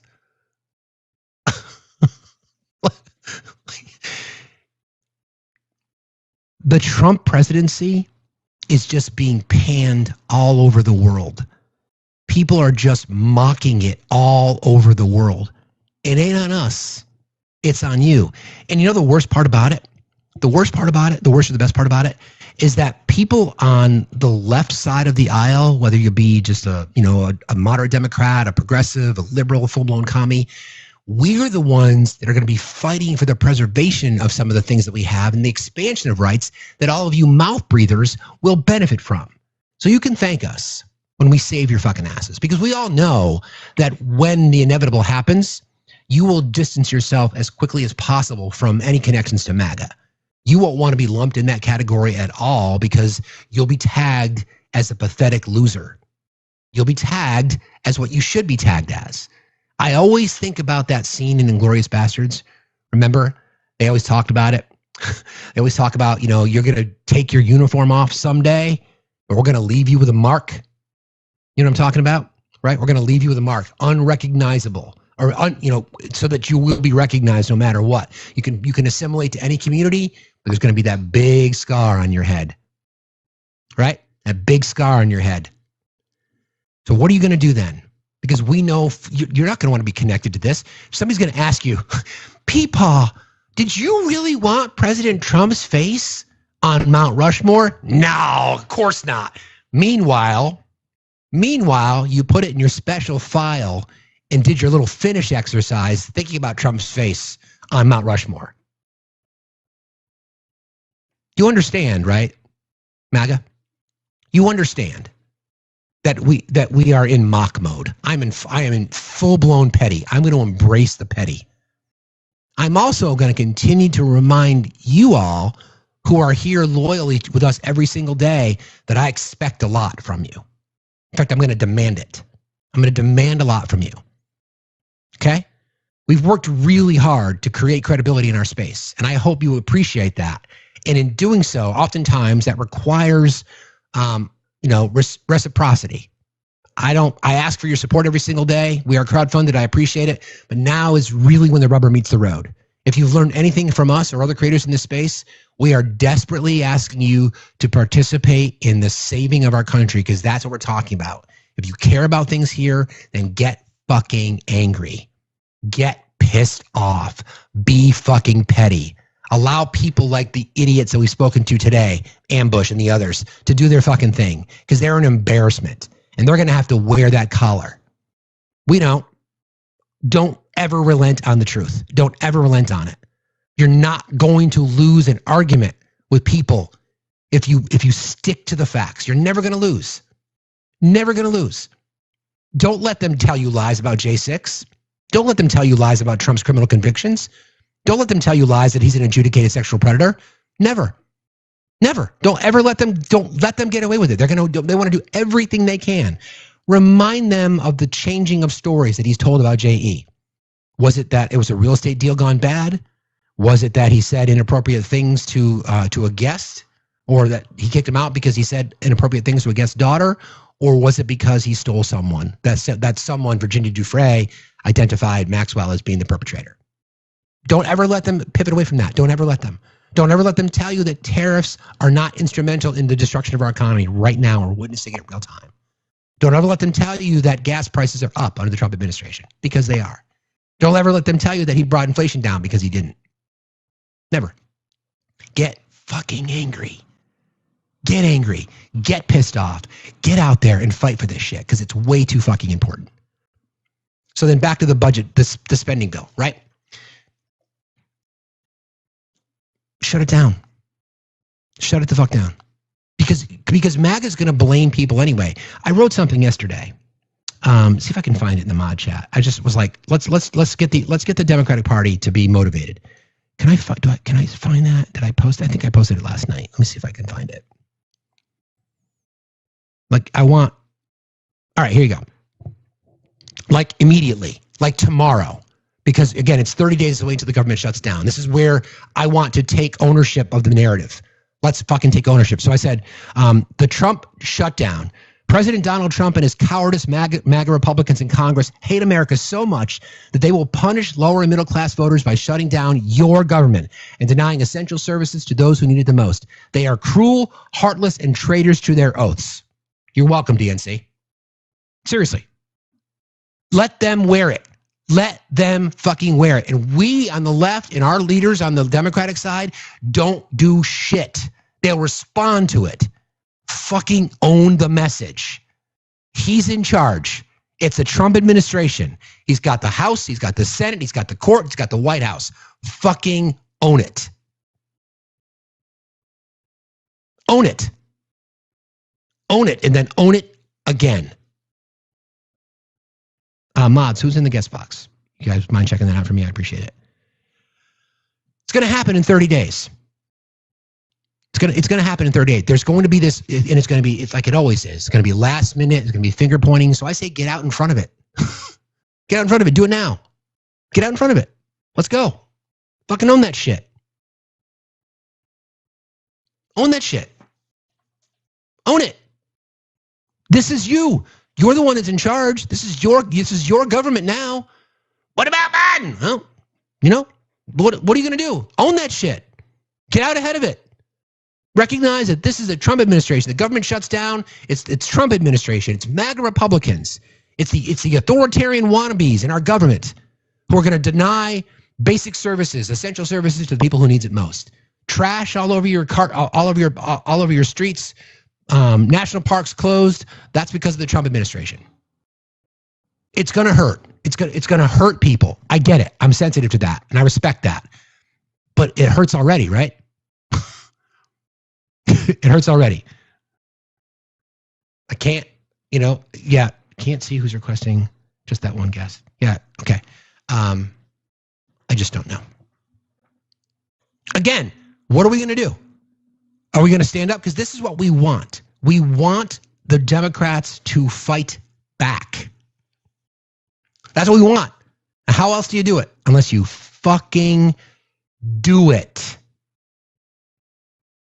Exactly. We have to go through this to get over it. And something very, very telling that Daniela said yesterday, and I've not stopped thinking about it. We as a nation deserved Donald Trump getting reelected. We deserved it.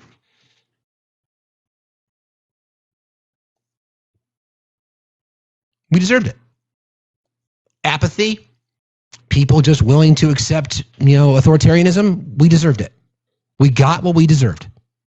We have to own that shit, right? We got to accept it. We got to own it. We've got to live with it. We got to let the stink kind of overtake us, and then we got to clean ourselves up and get the fuck on. Seriously, that's our job. That's what we need to do. Hey, good morning. Doing? Good morning. Fine. How are you today? How are you? Fine, thank you. What's on your mind? What's on my mind? I think that I don't know that we want to make MAGA the enemy. Look, there are these people. You don't think that they're the enemy?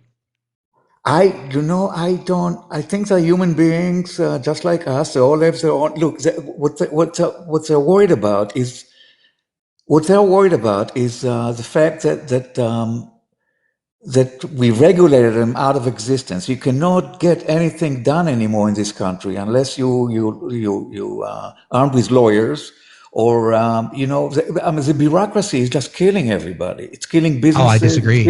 I disagree entirely. You disagree about the bureaucracy? No, I don't disagree with the bureaucracy about how we shouldn't identify MAGA as the enemy. What does MAGA stand for, Palestinian? It doesn't matter what they stand for. It's not about what I'm asking you. I'm asking you. I'm asking you. If you want to have a conversation, I'm asking you. What do they stand for? What does the MAGA movement stand for? They stand for.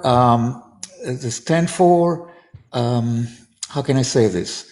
For the corruption in government. Government corruption on both sides. They stand for that. Are you on both sides? I'm not going to tolerate the both sides conversation, okay? I'm just not going to do that. So you say they stand for government corruption? Don't they stand for? They stand against government corruption. MAGA stands against government corruption? I think in their minds they do. In their minds. Okay, but in their minds they do, but yet they have the most corrupt person who's ever been in the White House. Absolutely, and it's not even true. close. It's okay, true. So then why should we not call them a threat? Because they voted for this. They voted for the most corrupt individual to be in the White House. They voted for a 34-time convicted felon. They voted for a serial abuser. They voted for someone found civilly liable for SA. They voted for somebody who's enriching themselves on the back of the American taxpayer. They voted for somebody whose policies cut funding to children to keep kids fed. They're kicking people off health care. They voted for that. They are absolutely a threat. Absolutely a threat. So first of all, you have to remember that they won the election, right? It was a majority that voted for them, right? So MAGA, no, that's not true. It was not a majority. It's not more people voted against. No, more people voted against Donald Trump than voted for him. He got more votes than Kamala Harris did, but more people voted against him than voted for him. I don't understand that logic. He was duly elected, right? I don't know. I'll explain it to you because there was more than just Donald Trump was the candidate for president. So there was Donald Trump, Kamala Harris, Jill Stein, and a few other people. So when you combine all the votes that were given to Kamala Harris and or Jill Stein and others, that total was more than what Donald Trump got. So more people voted against Trump than voted for him. A plurality, not a majority. I understand. Okay, fair enough. But you cannot equate votes for Jill Stein as same as a vote for Harris. Look, the big elephant in the room is Gaza. I didn't equate that. I didn't equate that. Trump was elected because of Israel and Gaza. That's what Trump was elected. He was elected as a pushback on Harris. That's not why. Being complicit in genocide. That's not why. That's not why. In my opinion, it is why. I vote for Jill. I'd vote for Jill Stein. I wouldn't vote for Kamala Harris. So let's talk about it. Friend, please don't use that word. What did Donald Trump tell Bibi Netanyahu to do in Gaza? He told him to finish the job. Whatever. Look. So whatever. So we should just ignore that.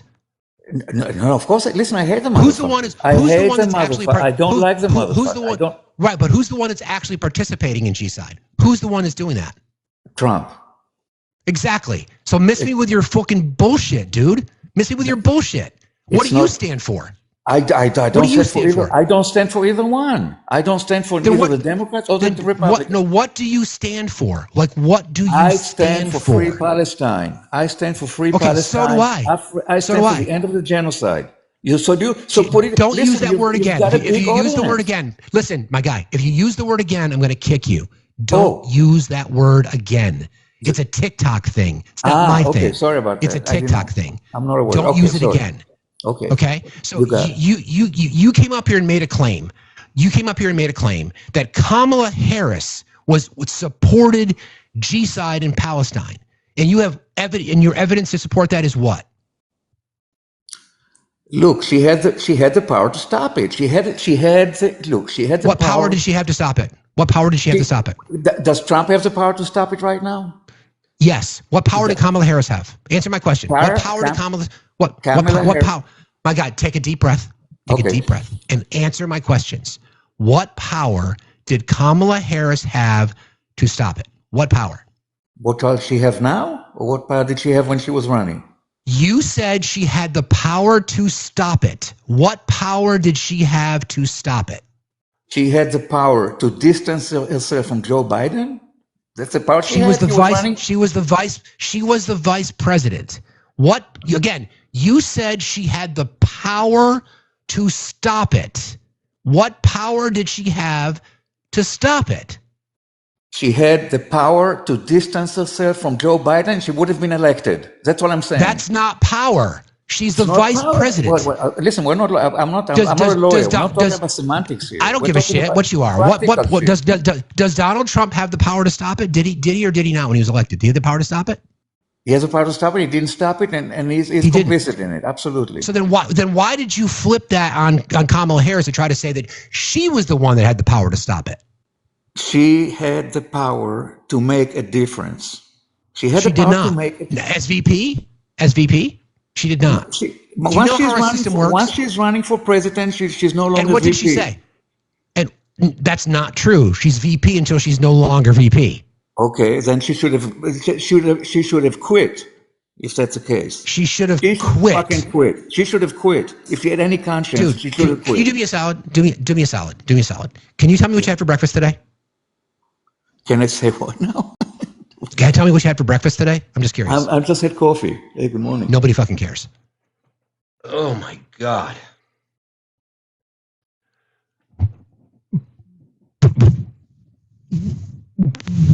What? What? What? I will use that. I will use that as a reminder to people on the left, because many of you chose not to vote. Many of you entitled leftists chose not to vote because what you saw was Kamala Harris continue to support policies connected to the Israeli government. You chose not to vote because of that. Now, what's happened? You claimed that you were pro-P. And the person in office, because you didn't show up, has literally told Bibi to finish the job. Already talking about resettling Gaza. Already talking about building a Riviera. You're complicit in this too. You didn't show up. You made a choice. You chose not to. Now listen, I am sick and tired of Bibi Netanyahu. He's a fucking war criminal. I'm sick and tired of the bullshit argument that the right seems to have that says Israel has the right to defend itself. It did on October 8th. Not 2 years later, as children are being starved, mass genocide at the hands of the I government. He's a war criminal. He's a war criminal. And keep in mind that the United States does not recognize rulings by the ICC, the International Criminal Court, which is why Bibi came to the Oval Office and gave the fucking stroke fest as well, and nominated Trump for the Nobel Peace Prize. Do you understand? So yes, I'm looking at you, millions of people who decided to not vote. The same people who oftentimes go to rallies in support of human rights in our country, will go to a pride parade, will stand in defense of women trying to get reproductive health care. And you had an opportunity to vote for someone who, again, was the most qualified candidate because you didn't like her policy towards I and towards P. And you are partly to blame for this. You're partly to blame for this. So that's why I'm telling you, come to the next election, when you're faced with that prospect again, I'm telling you to suck it the fuck up. Suck it up. And I'll remind MAGA, by the way, that your taxpayer dollars goes to support universal health care and women's reproductive health in Israel. Did you even know that? Are you even aware of that? Did you even know that? Your taxpayer dollars are funding universal health care and women's rights to their body in Israel. And yet you won't do it here. Man. Crazy. Crazy. Make it make sense. And education, you're right. You're right. Hi. Hello. Good morning. Good morning. How you doing? I'm good. I have a tiny human with me because daycare's closed today. You can't get in the picture, dude. But I just wanted to come up real quickly because after listening to that guy, and like, you find this with leftists. I mean, we find it with moderates too. The amount of entitlement that comes from both leftists and moderates is very, very disheartening as a candidate when you're like, oh, I need to be able to appeal to both and get elected because we can only bring change if we get elected. And I've had this conversation all weekend where I kept having to tell people, it's like, you either want the status quo or you want change. Like, you need to pick which one you want. And the sense of entitlement that comes from leftist voters is really struggle, like as a leftist, because I'm not, I'm further left. It's disheartening to me. I'm like, where is your sense of, hey, this is public transportation? Where's the common good? Because realistically, we are in a two-party system. And until that changes, we can't affect change unless we vote people in who are willing for that.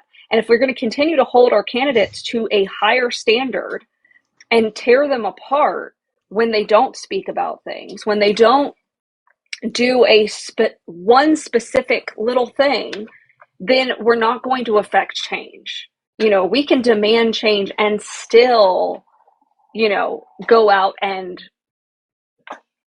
vote in people who we don't 100% agree with. But here's the thing: when if you end up agreeing 100% with a politician, you're in a cult.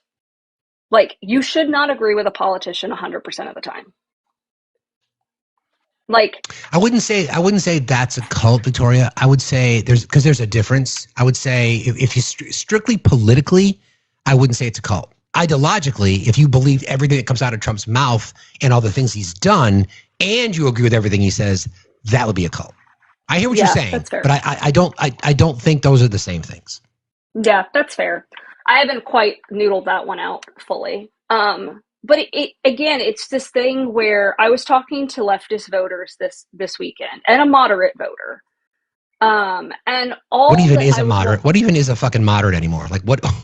I don't even know. Well, okay. Well, I went live yesterday during our protest because we had a counter protester, and I got pushback because not only did I record him, I ended up trying to confront him because when I arrived, I had my oldest with me. I had my oldest with me, and he was walking through screaming about how Democrats unalive babies, illegal this, illegal that, all this stuff. And we said, hey, you can protest with us, but can you just move down the sidewalk? It's my constitutional right to go wherever I want. And I'm like, yeah, but we're here too. Like, just stay down there, bro. Like, stop. And he wouldn't stop. So we tried having a peaceful civil conversation with him, and he wouldn't stop. So I pulled my phone out and I was like, I don't support a rapist. Like, I'm done with this. Like, you're just being a bully. You're just here to agitate. He swung at one of our protesters.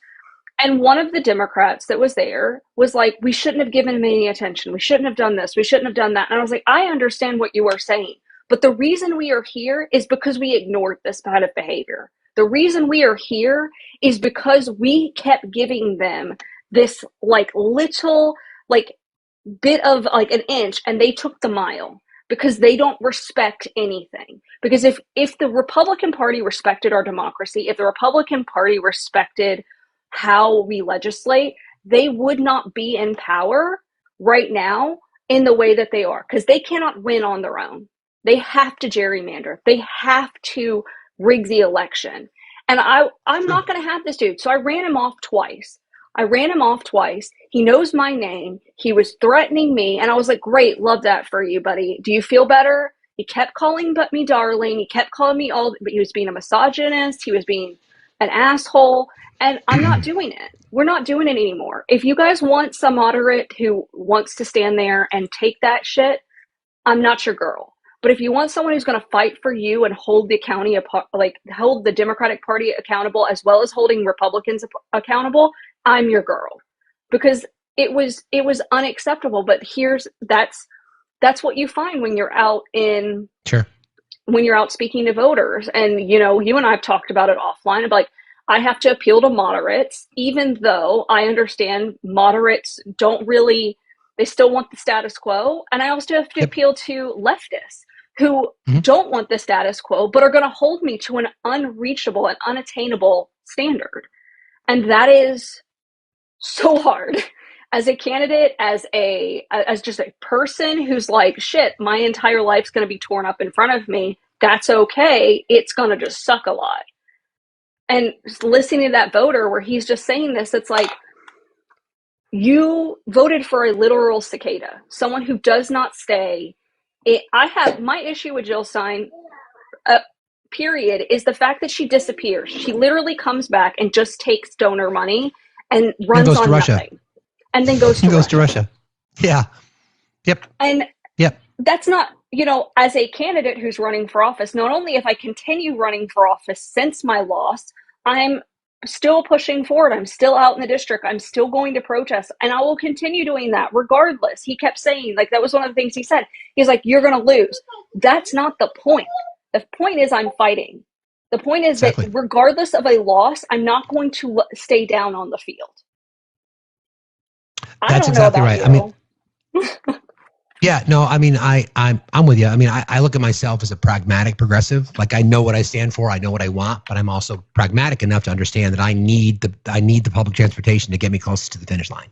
So I get it. I know what I want. I know what I stand for. Anybody who ever watches me knows exactly what the script is. My feelings in public education and taxation and Citizens United and firearm reform and women's rights to their body, that I'm so fucking radical that I want kids to eat. My God, I want kids to eat. How fucking radical that is. But I know the way to get there federally and nationally is through the Democratic Party. My mission for you guys, for people like Victoria who's running for Congress, but it's the down ballot shit. Identify people in your community that share what you believe. And I don't think enough people in our country really ask themselves what they believe in. You see a party platform, you see a blue circle, you see a red circle, and that's where you gravitate to. That's not enough anymore. It's just not. To be honest, it's never been enough. But what do you want? What do you stand for?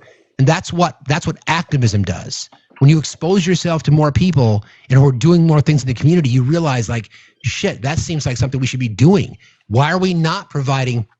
I'll give you an example. Why are there not more examples of safe treatment or safe needle sites, safe places where people can use, so we can address the problem of substance use disorder? And they don't want to do that because they stigmatize and demonize people who are suffering in our country. They're demonizing the poor. They demonize people who have substance use disorder. They demonize the houseless because they can't govern. They don't know how to govern. They just don't. To Victoria's point, they have to cheat to win elections. They have to. And they are, and we've got them in a really awkward spot because MAGA is literally dying in front of us, figuratively and literally, whether it be the symbol of it and or the entire movement. It is dying in front of us. We are watching it. The question is, are we going to be like, phew, I'm glad that's over. Back to normal? No, not back to normal. Not back to normal. I want fucking change. I want universal health care. I want public education to be overfunded. I want Citizens United overturned. I want gerrymandering outlawed. Are we going to have the balls, I should say, are we going to have the vagina strong enough to get us where we want to fucking go? Let's go. Let's fucking do it. Let's go. Let's use this opportunity. Let's use the ashes of the phoenix so that it rises up and so that we can be better. Seriously. And we need to demand more. Demand more. Like, I literally posted a video. I want 30 days PTO. Why? Because you deserve time off with your family. No matter who that is. No matter how your family looks. You deserve that. That's the standard in the rest of the world. And that's separate from sick leave. And people are like, you can never do that. Why? Why? Why? Tell me why. Yeah, exactly. Tell me why we can't do that. Exactly. Tell me why. There's the reason why is because people haven't asked for it and demanded it enough. Yeah. Demand change. And politics is dirty. I mean, I challenged Victoria the other day because if she gets elected, when she gets elected and she's in Congress and she's approached by a large pocketed donor who could change her family's dynamics for generations to come, she's going to be faced with that prospect about corporate money. Be faced with that prospect from donors. That's a true test of character. And that's where I believe that there are people in Congress who serve our government across all walks of life who are there to do good. And until we can get money out of politics, it's never going to change, friends. It's never going to change. Yeah. And I mean, you see the comments going by. Why should we get 30 days paid off?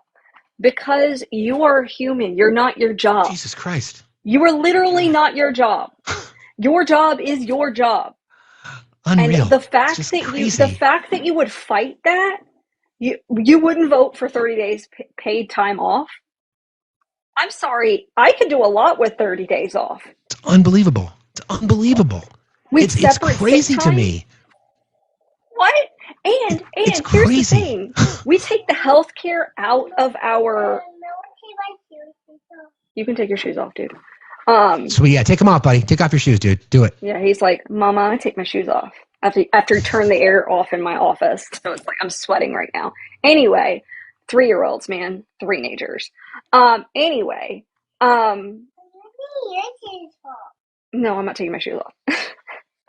But like, it's not radical. Think about all the time that we spend in our lives wanting more time with our family, our children, our friends. And 30 days, that gives you that option. It also makes it, and like my other point that I was going to make is like when you take some of these decisions out of the hands of corporations, not only does it benefit them, it benefits the workers. It gives the workers more power. And working class people deserve time off. Exactly. If I'm going to spend the rest of my life working and potentially never being able to retire, I deserve time. I deserve time with my family. I deserve time with my friends. I deserve time with however I want to spend that. I deserve it.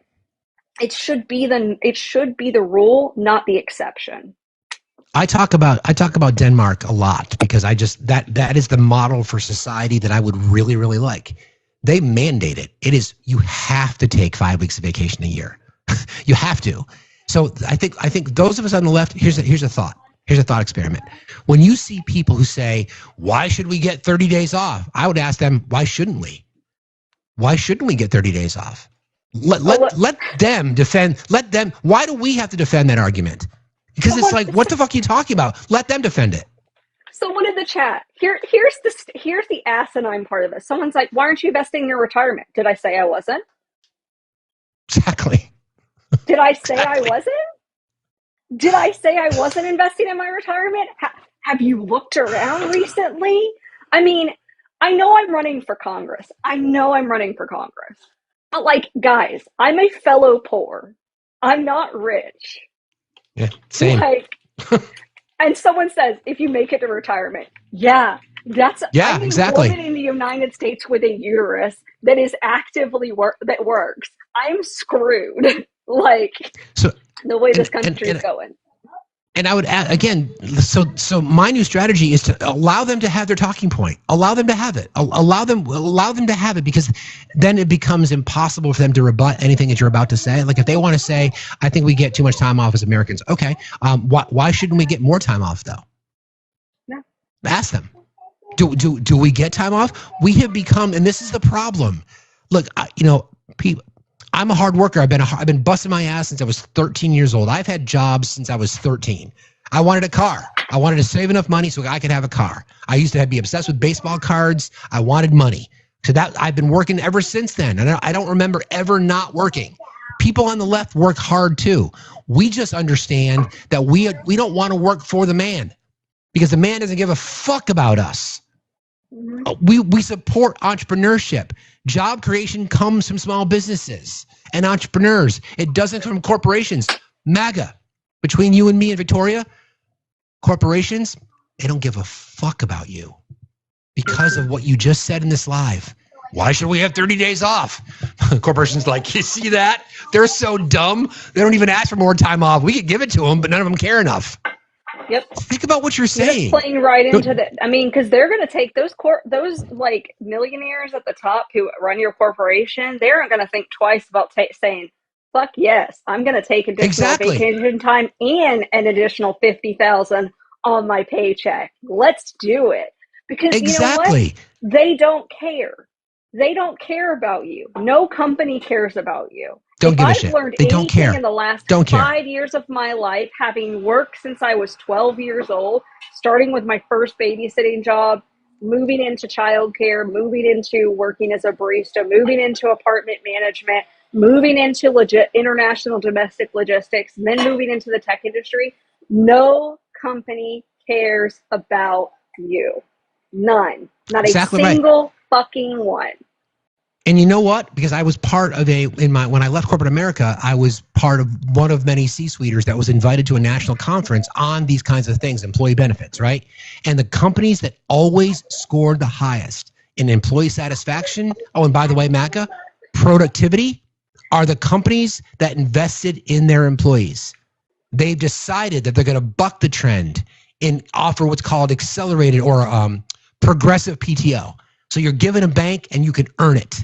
And then people are given the opportunity at the end of the year either to roll it over or to sell it back to the company for hours, dollar for dollar. Employee satisfaction scores out of the fucking park. Do you guys not understand that? MAGA, wouldn't you guys like more time to polish your truck nuts? We are proposing that for you. We want you to have as much time to polish your truck nuts as you can possibly get because you fucking earned it. You don't work to live. Or you don't live to work, you work to live. Or vice versa, whatever the fucking quote is. Just stop simping for fucking billionaires and corporations. Mm-hmm. You've been told to do that. Demand this shit. Demand aggressive time off. Demand opportunities for you to invest earlier or whatever that might be. Stop. Just believe in the fucking lies. It's crazy to me. Let's talk about the retirement industry, and then I got to hop off of here and actually do my liberal job. The retirement industry where you put in money in order to is literally a corporate fucking shill. They make it so much fucking harder. They make it so hard for you to get money so that you can retire comfortably. So like, yeah, go ahead and keep simping for corporations and billionaires because that's all that is. And on that note, I'm gonna dip out. Love you. We'll text later. Peace. Appreciate you. Talk to you later. Bye. Seriously, guys. I mean, again, as we're talking about, these are the things that we should be demanding. MAGA, why are you so uncomfortable with that? Why do you think people don't deserve time off? Why do you think people don't deserve breaks on their student loans? It is the most mind-boggling thing I have ever seen. Why do you think that children don't deserve access to food? I think I've mentioned this before. There's 100 people standing in front of a progressive and a liberal. 100 people. Liberals would want every person in that row of people, every person, all 100, to be fed because we were concerned one person might not. Conservatives, Republican, same 100 people, you wouldn't feed any of them because you think one person doesn't deserve it. It's literally just an ideological difference that has fractured our country so much that because we care about people, we're willing to make sacrifices. It's not going to be perfect. It's not going to be perfect. It's not. But we know what's more important. You have been conditioned. Don't you understand? You have been conditioned and indoctrinated because you are been told to be so afraid of brown and black people that you don't want them to get benefits because you're concerned that if they do, you won't. We want all of you to. We want everybody to benefit. Think about what we witnessed the past 6 and 7 months. Elements of corruption that I have never seen before in our federal government. I mean, they epitomize waste, fraud, and abuse. And you've been told that we have to starve kids because of waste, fraud, and abuse. That children should not be able to eat. That families who are struggling with medical debt, 67% of bankruptcies in our country are a result of medical debt. And you won't support universal health care. That would benefit you too. Our schools are hemorrhaging, and you won't fund public education. Instead, you want to believe in the argument that school choice is a win for you. And charters and vouchers are going to people who don't need it, and you're suffering. We're the ones who care more about your economic future than you do. People on the left who you despise, fingernail painting progressives, we care more about your freedoms than you do. We care more about your rights to keep and bear arms than you do. Suck on that one. We do. We prove it every single day. We hear the fact that our society is out to get us, except you think immigrants and black people and women are out to get you. And we're like, nope. Nope. It's the people above you that you voted for that are mocking you and laughing at you. Why is that? Why? Why is that? Why would you be afraid of that? It's wild. Think about it just for a little bit, maybe 5 minutes. Brian, how are you today? Oh, pretty good. How about yourself?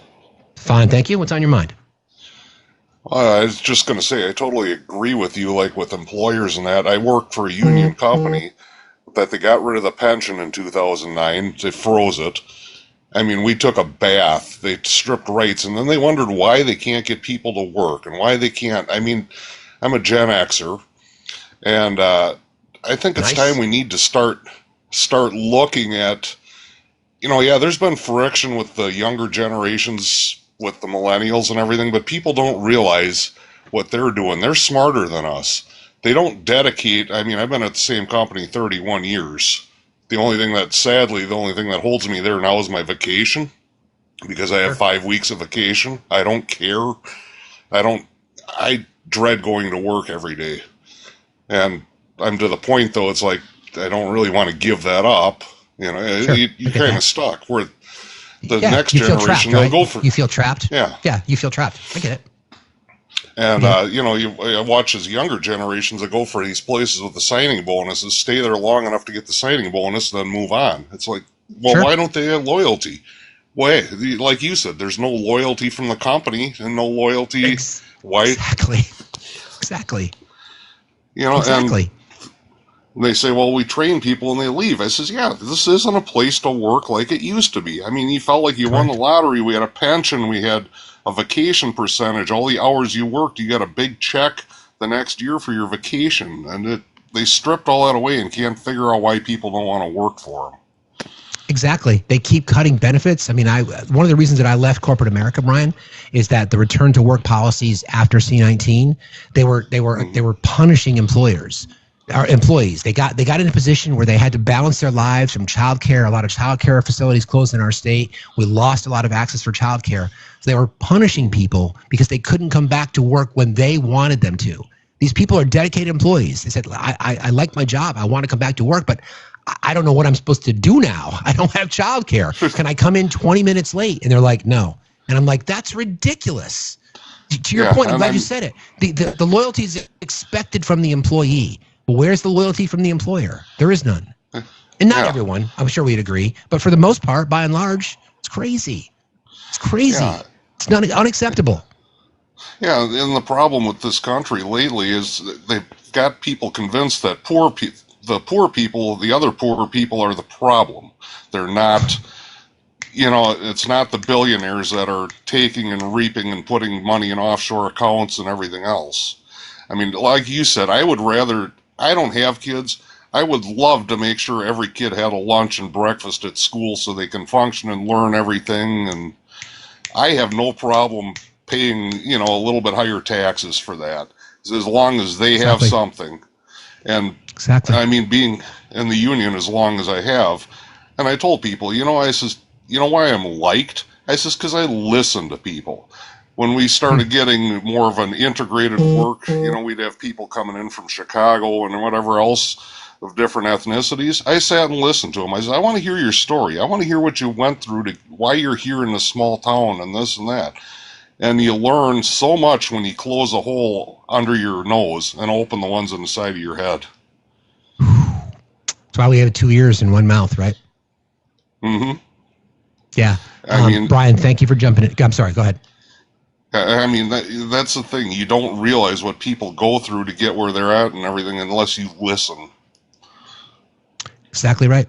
Can't create understanding without empathy, without understanding, and the way to understand it is just to listen. I really appreciate you jumping in today, Brian. Thank you for that motivational, part of the conversation we discussed a lot. Take value in yourself, and I think you just proved it. I appreciate you being here, Brian. Thanks for being here today. Have a good day. Thank you. I enjoy your show. You too. I thank you. Appreciate that. He's right. He's exactly right. Why? So he's a hardworking guy. 31 years. Gen X for the win again. 31 years at work. And I was going to ask him, and I should have. He's only got 5 weeks after 31 years. Think about that. So, MAGA, we're asking this question of you. It's not people, again, conditioning and through the indoctrination of the right-wing media, you seem to think that liberals don't work. We bust our ass because we're stuck in the same system as you. We want to take vacations. We want to spend time with our family. We want to have hobbies. I love my motorcycle. I love tinkering around my house. I love music. I mean, if I could, I could actually show you. Hold on a second. Let me do this.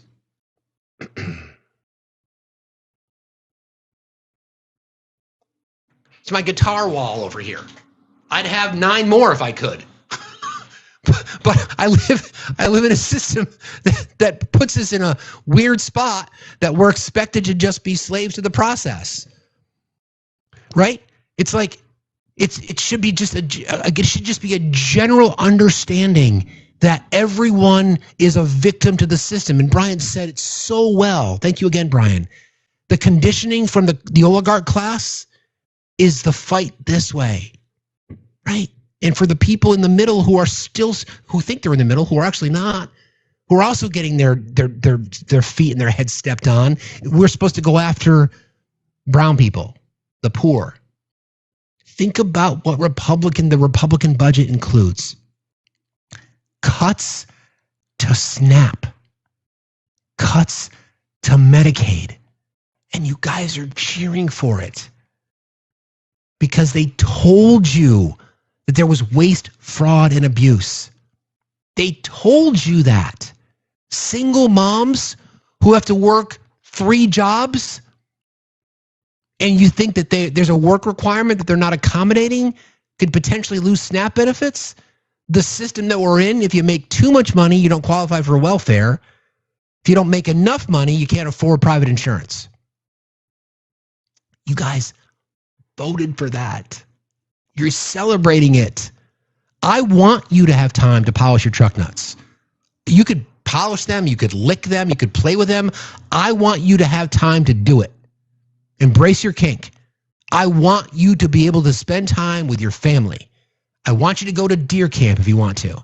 I want you to be able to take time off and not worry about it. Not feel guilty if you're sick. And the weird part about it, and again, I come from the corporate world, I've studied this shit. You get more productivity from your employees if you offer them accommodations on things like this. It's not, again, I don't know where. I don't know where and when. I don't know where and when this switch was flipped. That all of a sudden, corporations are the heroes. Reagan, most likely.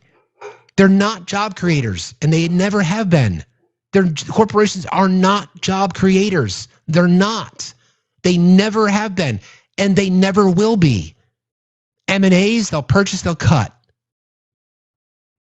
They just it makes no sense. We are the collective, the middle class, the working poor, as I like to say, are now being punished because people who are in our government currently are enriching themselves to the tunes of billions of dollars. And MAGA is cheering on the Republican budget because they were told waste, fraud, and abuse exists in Medicaid, Medicare, SNAP, community policing programs, public health facilities. That's why the world is laughing at us. Wait a minute. Let me get this straight. The current administration in the White House is running a crypto scam behind the Resolute desk, and you guys just cut benefits for food stamps? Yep. America. Yep, that's us. That's what we did. That's us. Woohoo! Haver, how are you this morning? I'm great, Facts. Appreciate. I just want to take a minute of your time. Sure. I'm an old guy. I'm trying to make sure before I go out that our country is going to be in a lot better shape than it is right now. I go into these MAGA lives all the time. That's what I do all day, every day. I've been sick for 4 years, so I just constantly try to, educate these people. So what I do is, They don't, I've tried empathy. That doesn't work. I've tried to go with Trump's track record. That doesn't work. So lately I've been talking about exactly what you were just talking about, corporate tax cuts and how we could have used that money to help people, education, homelessness. But I'm having a hard time getting through to them. I keep trying. I'm not going to stop trying. I just wonder if you can give me some help. That's a great point, man. I guess I would ask this question to ask many people: why are you continuing to try? I don't know what else to do. Because I think of it this way. Think about what you just said. You went through the script, right? You went through everything that we see that's in front of us: the corruption, the violence, the horrible things that Trump has done and said about women, et cetera, et cetera, et cetera. 34-time convicted felon. Yeah. We know from recent polling, right, that there was this company called Ledger. They're out of Canada, but they're connected with Gallup and Pew Research, so it's a really reputable polling organization. They've been around for a long time. 3,000 Republicans polled. 47% said they would still vote for Trump even if he was incriminated in the Epstein files. 47%. Yeah, and actually, it was over 70%, not 70% combined for those that said, yeah, whatever, it doesn't really bother me. Whatever. And then other people said, oh yeah, I still support him, definitely. So my question, why bother? Use your energy and your heart to influence other people who may not participate in democracy. Okay. All right. I was just hoping, Facts, that maybe there were some people not on the panel but listening. They were kind of in the middle. That I might be able to swing over to to bring out the empathy in them and to open up their mind a little bit so they could see both sides of the story. Well, that's why those conversations are important, and I respect your heart, my friend. Listen, everybody has a different approach. I've reached the point, and again, fellow Gen Xer, or are you boomer? Where are you? Where are you on the pendulum, buddy? Right. Are you a boomer? Yes. Boomer or Gen? Okay. So where I sit now, right, is like I have no interest in trying to. I'd love to be able to change minds. I just don't see it's possible.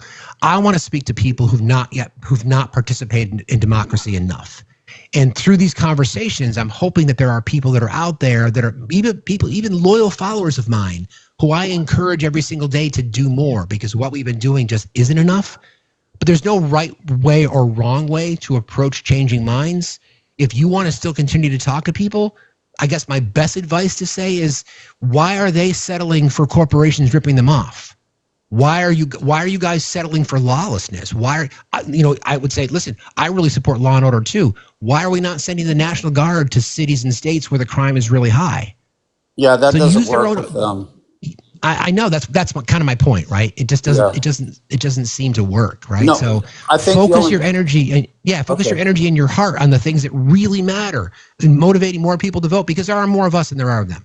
I mean, I think that maybe the only thing that's going to matter to them is money.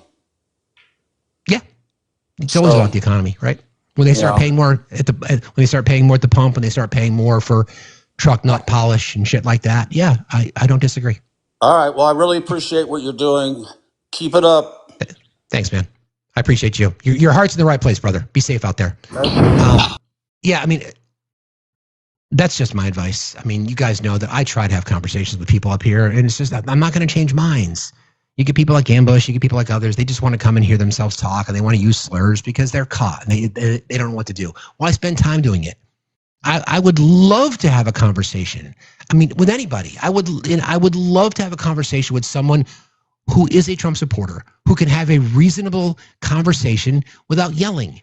And then I would ask them hard questions, and I would expect them to answer without losing their shit, without falling into the trap of fucking lies. Will we ever see President Trump's... There you go. So that was where that came from. Hold on a second. What was that? Oh, okay. I don't know. I don't even know if it's possible anymore. I have no idea. I don't even know if it's possible. We're going to find out, though. We're going to find out. Good morning, Steve. Hey, Shane. How are you? So there was something that was recently brought up in this morning, and it was, why do MAGA, particularly like the hard-working, troglodytes that live in oil fields and manufacturing. Why do they have it in their head that we shouldn't get all the benefits that Europe has? And that's because they look at their boomer parents, because most of them are Gen X, and they saw what their boomer parents got, and they were told that that's what they're going to get. And they have been told that it's the Dems that keep taking all that shit away from them, when actually it's the fucking Republicans that they keep voting for that keep taking away all their employee benefits. Correct. And correct. We sit here because they're ill-informed and low IQ and not very savvy on education, thanks in part to the Daughters of the Confederacy. Preach. By the way, to the chat, if you didn't know, the Daughters of the Confederacy are the people that devised the idea of bold text learning. They're the ones that taught you how to only pay attention to headlines and not read the fucking article. Because they taught you that bold text was the answer to your question. That's why you don't read the article, MAGA. Just so you're knowing. You know what, dude? That's a really good point. Because and I know you know this because you're smart. When Trump posts in all caps, that is not a coincidence. It is by design. It's specifically to grasp their attention. And then the lowercase stuff that he types in those same all caps things are the low info, the low needing part of the text. Correct. But essentially what it comes back to is Gen X MAGA dudes were promised that they were going to get everything that their boomer parents got if they kept voting in the way that their boomer parents did. Except for they never bothered to actually pay attention. Hold on a second, somebody's backing up near me. They never bothered to pay attention. Don't get hit. We need you. Don't get hit. They didn't pay attention that the more that they voted, the less they got. And it's sad because, to the chat, I'm a union journeyman welder. I am standing in a union journeyman welding manufacturing job as we speak. And I'm surrounded by dudes that voted for fucking Donald Trump. And ever since the election, when everything falls apart, they either ask me how they can fix it, or now they're just fucking silent and walk by me with a really bad look on their face because they know that if they ask me something, they're not going to get the fucking answer they want. Correct. And they're angry, right? Bitter, regretting their position, right? They're all fucking shitty pissed off. You bring up a really good point, Shane, about how we've talked about, you and I may have talked about this before, but it's the idea of the American dream, right? It's the idea. So for let's be real, YT conservative men for the most part, to your point, being raised by boomer parents who at one point one income could buy a suburban home. One income could buy a car. That's not the system now. They expect that, which is part of why they're so threatened by immigrants, in my opinion, because immigrants coming from places where poverty, we have no idea what poverty is, considering some of the places that these families have come from. They want the American dream because what they can get with their minimum wage job or their entry level job far surpasses anything they could have ever imagined. So they see America as the American dream, where white conservative men, for the most part, expect it to be given to them. They don't want to work for it anymore, in my opinion. They expect it to be there. You know what? The reason I'm not getting what my parents got is because of immigrants. The reason I'm not getting what my parents got is because of feminism.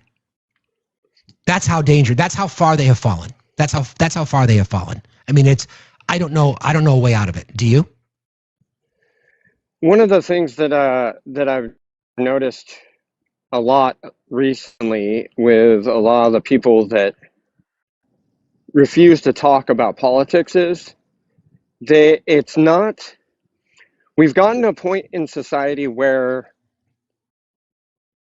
in basic settings, we weren't taught about how to discover or learn a new thing. We were taught as soon as high school was over, we go get a job.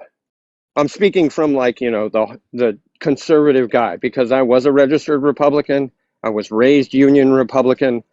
I voted Republican all the way up to Obama's second fucking term. I'm coming from a conservative mindset. I'm speaking from their mindset. And is what it is once we left high school and got a new job, we don't have to learn anymore. What the fuck you mean I have to study shit? I don't want to have to fucking read bills and legislation to realize if there's 20 politicians that are what, they consider men, honorable men, telling them that the Democrats are taking everything, they're just going to believe it. And it goes again back to the Daughters of the Confederacy. Of course. Shane, I appreciate your brain, brother, and thanks for being a union worker. My grandfather was a union welder, so I really appreciate that, brother. Thanks a lot, man, for being here. Appreciate what you do. Thank you, Steve. Thank you, chat, for doing what you guys do. Keep up the good fight. See you, buddy. It's a great point, right? And Corbin Kellner, I sent you an invite if you want to come up and talk about it. It's not. Don't take it personally, Corbin. Okay, we're talking about the system. Don't take it personally. But that I'd like you to refute what we just said. Like, there's no. Again, I've said this a million times. You find me an economic or social argument against universal health care, one that's thought out with details and facts and figures, I'll delete my account and you'll never see me again. You find me an argument against overfunding public education, same deal. I'll delete my account and you'll never see me again. You find me a situation where expanding rights to our American electorate isn't advantageous to our country. If you can find that, again, contradict it, I'll delete my account and you'll never see me again. That's how confident I am in it. And you guys have allowed yourself to just believe it. And you've allowed yourself to be stuck in the trap. Why is that? Why? Why stay in that space? You don't have to. You don't. Joyful, how are you? Hi, good. How are you? I've been listening for a while. Fine, thank you. Yeah, I really Excellent. I'm glad you're here. listening. Thank you. I appreciate that. I just wanted to kind of add my own 2 cents. I do feel like that side, the GOP, I feel like a lot of them are really primed with religion to, to seek authority from the outside and to be told what to do and to fall in line, if that makes sense. It does. It tracks. Yeah, I agree. Yeah, and I agree with you on the uneducated part as well. Yeah, I mean, we don't like to say it from a derogatory perspective. Sometimes we have a little bit of fun with it, but it's true, right? It's just true because education gives someone training to critically think and navigate through the nonsense. When I think Shane brought up a really good point. The Daughters of the Confederacy sort of advocated for bold type, so that you can only look at the things that are important, and then you can tell a story from Trump's True Social posts in all the caps. He'll use catchwords like crime. He'll use like enemies, like threats, like criminals. All those radical left lunatics, and that primes the base. 100%. To condition them, that those of us who care about feeding kids are all of a sudden a threat. Right. Yeah. And I heard a theory that Rothschild designed the public schools in the U.S. to indoctrinate all the children to just become laborers. Worker bees. Look at a classroom setup.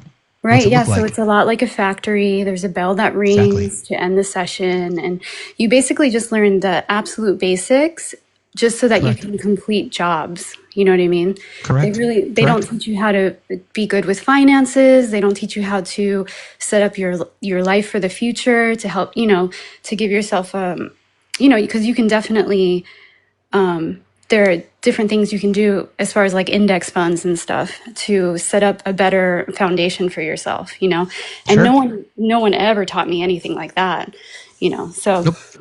Nope. Yeah. No, I agree. They're training workers. They're not training humans. 100%. And Joyful, thanks for. I'm sorry. Go ahead. I'm sorry. I was just going to say, and to touch on that side, I definitely am not coming for them for being uneducated. I would just like to, if anyone is listening, just look into that and don't give in to the hubris and just what you're told by other people. Fact check things. Really fact check everything you read. I mean, on both sides, right? Because I've seen things get passed around that aren't actually factual either. And I have to call it out because it doesn't matter which side it is. You can't spread misinformation. It's so important to catch misinformation. Totally agree. We've got all the totally agree. people passing AI quotes on Facebook and it's not even true, it's not even real, and they're just reposting it, taking it for gospel. It's really scary that a lot of people don't realize that things aren't true and they're posting or reposting it or sharing it with other people and taking it for word, you know?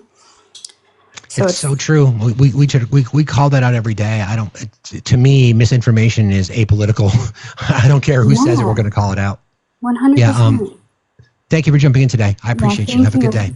You too. Be safe out there. Appreciate it. She's right. I mean, that's kind of what we try to do here, right? I mean, that's why it was a bit controversial. Some of the things I said this morning. I'm so keenly aware of what I'm really nervous now. Like I said, human nature tells us this. Let me back up a second. Human nature tells us that we want to be the ones to break the news.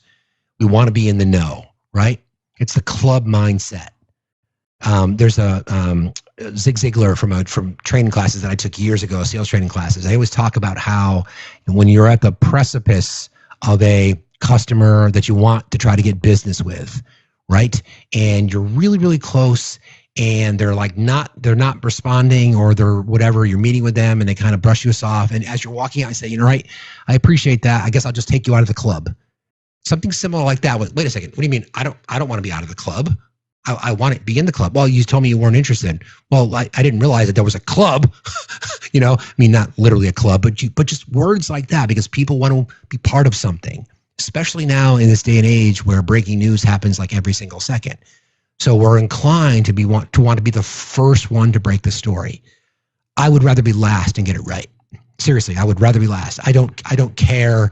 I don't care about being first. I don't. I would rather be last and get it right. Because I think that's the service that we try to, as independent journalists, try to do, because we're not headline clickers here, friends.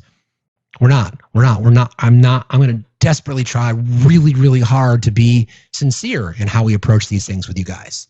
Again, I would rather be last and get it right than first and be part of the misinformation spreading.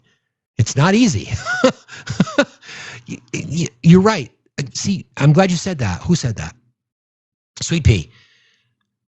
This is the problem. And we talked about this last night in the mod chat, right? I don't think it's anything. I think it's going to amount to nothing. I think it's probably going to be performative. I don't know if it's going to be pre-recorded. My gut tells me it is. My gut tells me it's going to be pre-recorded. What we're talking about is the Oval Office address. Now, I think it's interesting that they said it that way. Not a press conference. An Oval Office address, right? So it's going to be about the Department of Defense. It's going to be about moving Space Force to Alabama, or it's going to be about renaming the DoD to the DOW, right? So I know it's a scam. I know that. Mimi, I get it. I'm just saying that was one of the things that he talked about in his sales training. Anyway, so let's just be careful, right? Let's just be careful. You know, we've got a lot that we have to address between now and whenever we get the ultimate news of the condition of his health, because we just don't know what it is. Ezekiel, how are you today? Ezekiel, are you there? Ezekiel? I guess not. Okay.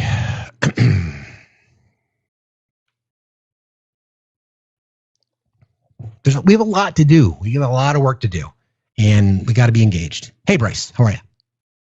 Hi, Steve. You're looking great today. How are you? Thank you, bro. Fine. What's going on? Good. I just wanted to piggyback off that education conversation a little bit, and I really appreciated Shane's perspective there, kind of talking about, you know, the need for ongoing education. It's never supposed to end, right?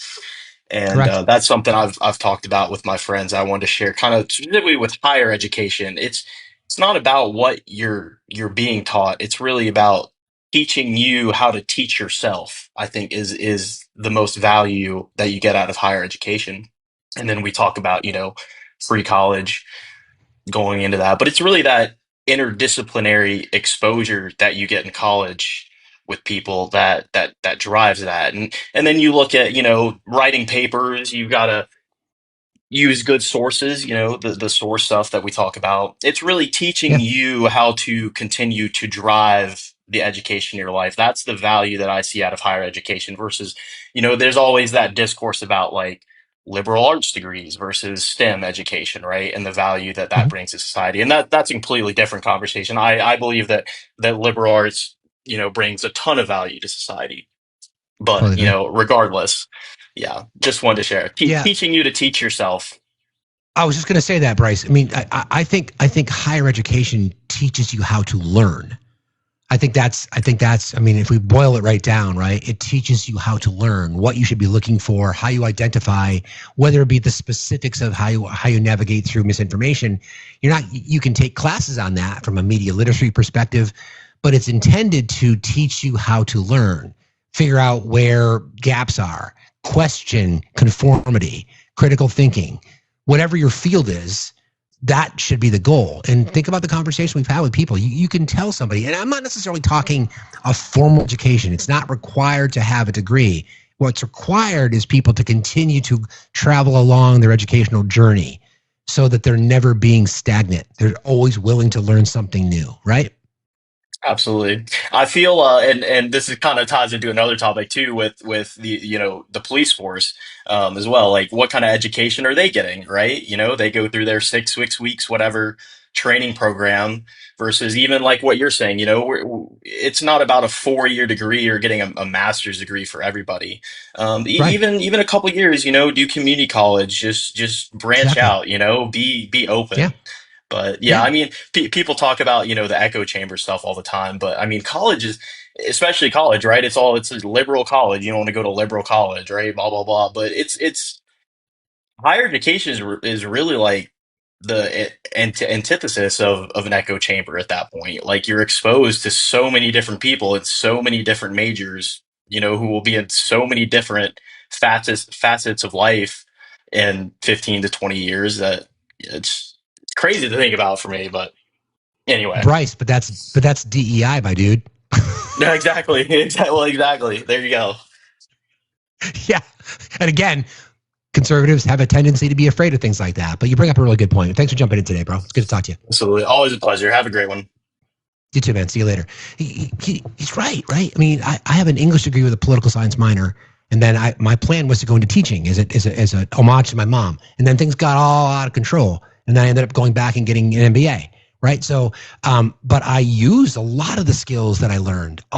Every day. I mean, I write for a living, and I learned that. And I learned how to critically think, and I learned to identify. I'm media trained. I worked in media for 25 years, 25 years, close enough, 20 years. And I use a lot of those skills that I learned about. That's why I recognize trends in language. It's why I recognize trends in syntax, how sentences are formed, and what they mean, the things behind it. And then my MBA skills, I apply my political science side, the English side, it's pretty well rounded. I get exposed to a lot of different things. And I encourage that. And we just don't regard education nearly high enough in our country. We just never have. We just don't. we just don't. Yeah, like good grammar, exactly. It's a good call. Something as simple as that. We just don't respect it enough. And I don't understand why. I mean, I guess I do understand why. It comes from the Daughters of the Confederacy, and then we connect the dots because we know that there is a particular Christian fundamentalist movement in our country that doesn't want the electorate to be educated. Because if it were educated, you would see things like this. I don't look at the left. I don't approach things as a superiority complex, but when we call things out, it makes people who are less informed perhaps feel diminished. Maybe. It's not because we're trying to dunk on you, although it ends up happening based on the conversation. It's just that we're more aware of the things. That's why I always say we're more aware of the shit that's happening to you than you are. Right? Right? We're more. I mean, I was a Division I athlete when I played baseball in college. And I remember being surrounded by people who we come from different parts of the country. And I always, again, I've said this a lot. I've always thanked my mother for being so invested in my education, always reminding me how important it was. And I'm thinking, most of us are all white guys. We're all 19 years old. We're all here to play baseball. And some of the people that I'm on this field with are some of the dumbest people I've ever met in my life. Like, why? Why? And it's just because of a commitment. families and communities that invest in education in their society just do better. They just do better. There's really no argument against it. I'm going to wrap right there. Mods, who are we rating today, friends? It's been a great show, everybody. I really appreciate you guys. Don't forget, 2 o'clock today, Oval Office address. We don't know definitively. Rumors are circulating that it's going to be about either the Department of War, or maybe the National Guard in Chicago, or maybe it's about shit being thrown out of White House windows. I don't know. But RJ's live. Please go rate RJ. Thank you guys. I really appreciate you. Greatest mods in the history of modding. And you guys are the smartest chat on TikTok. Love y'all. See you tomorrow morning, 8 o'clock Eastern time. Until then, please go out there and, like I always say, do something. You guys are amazing.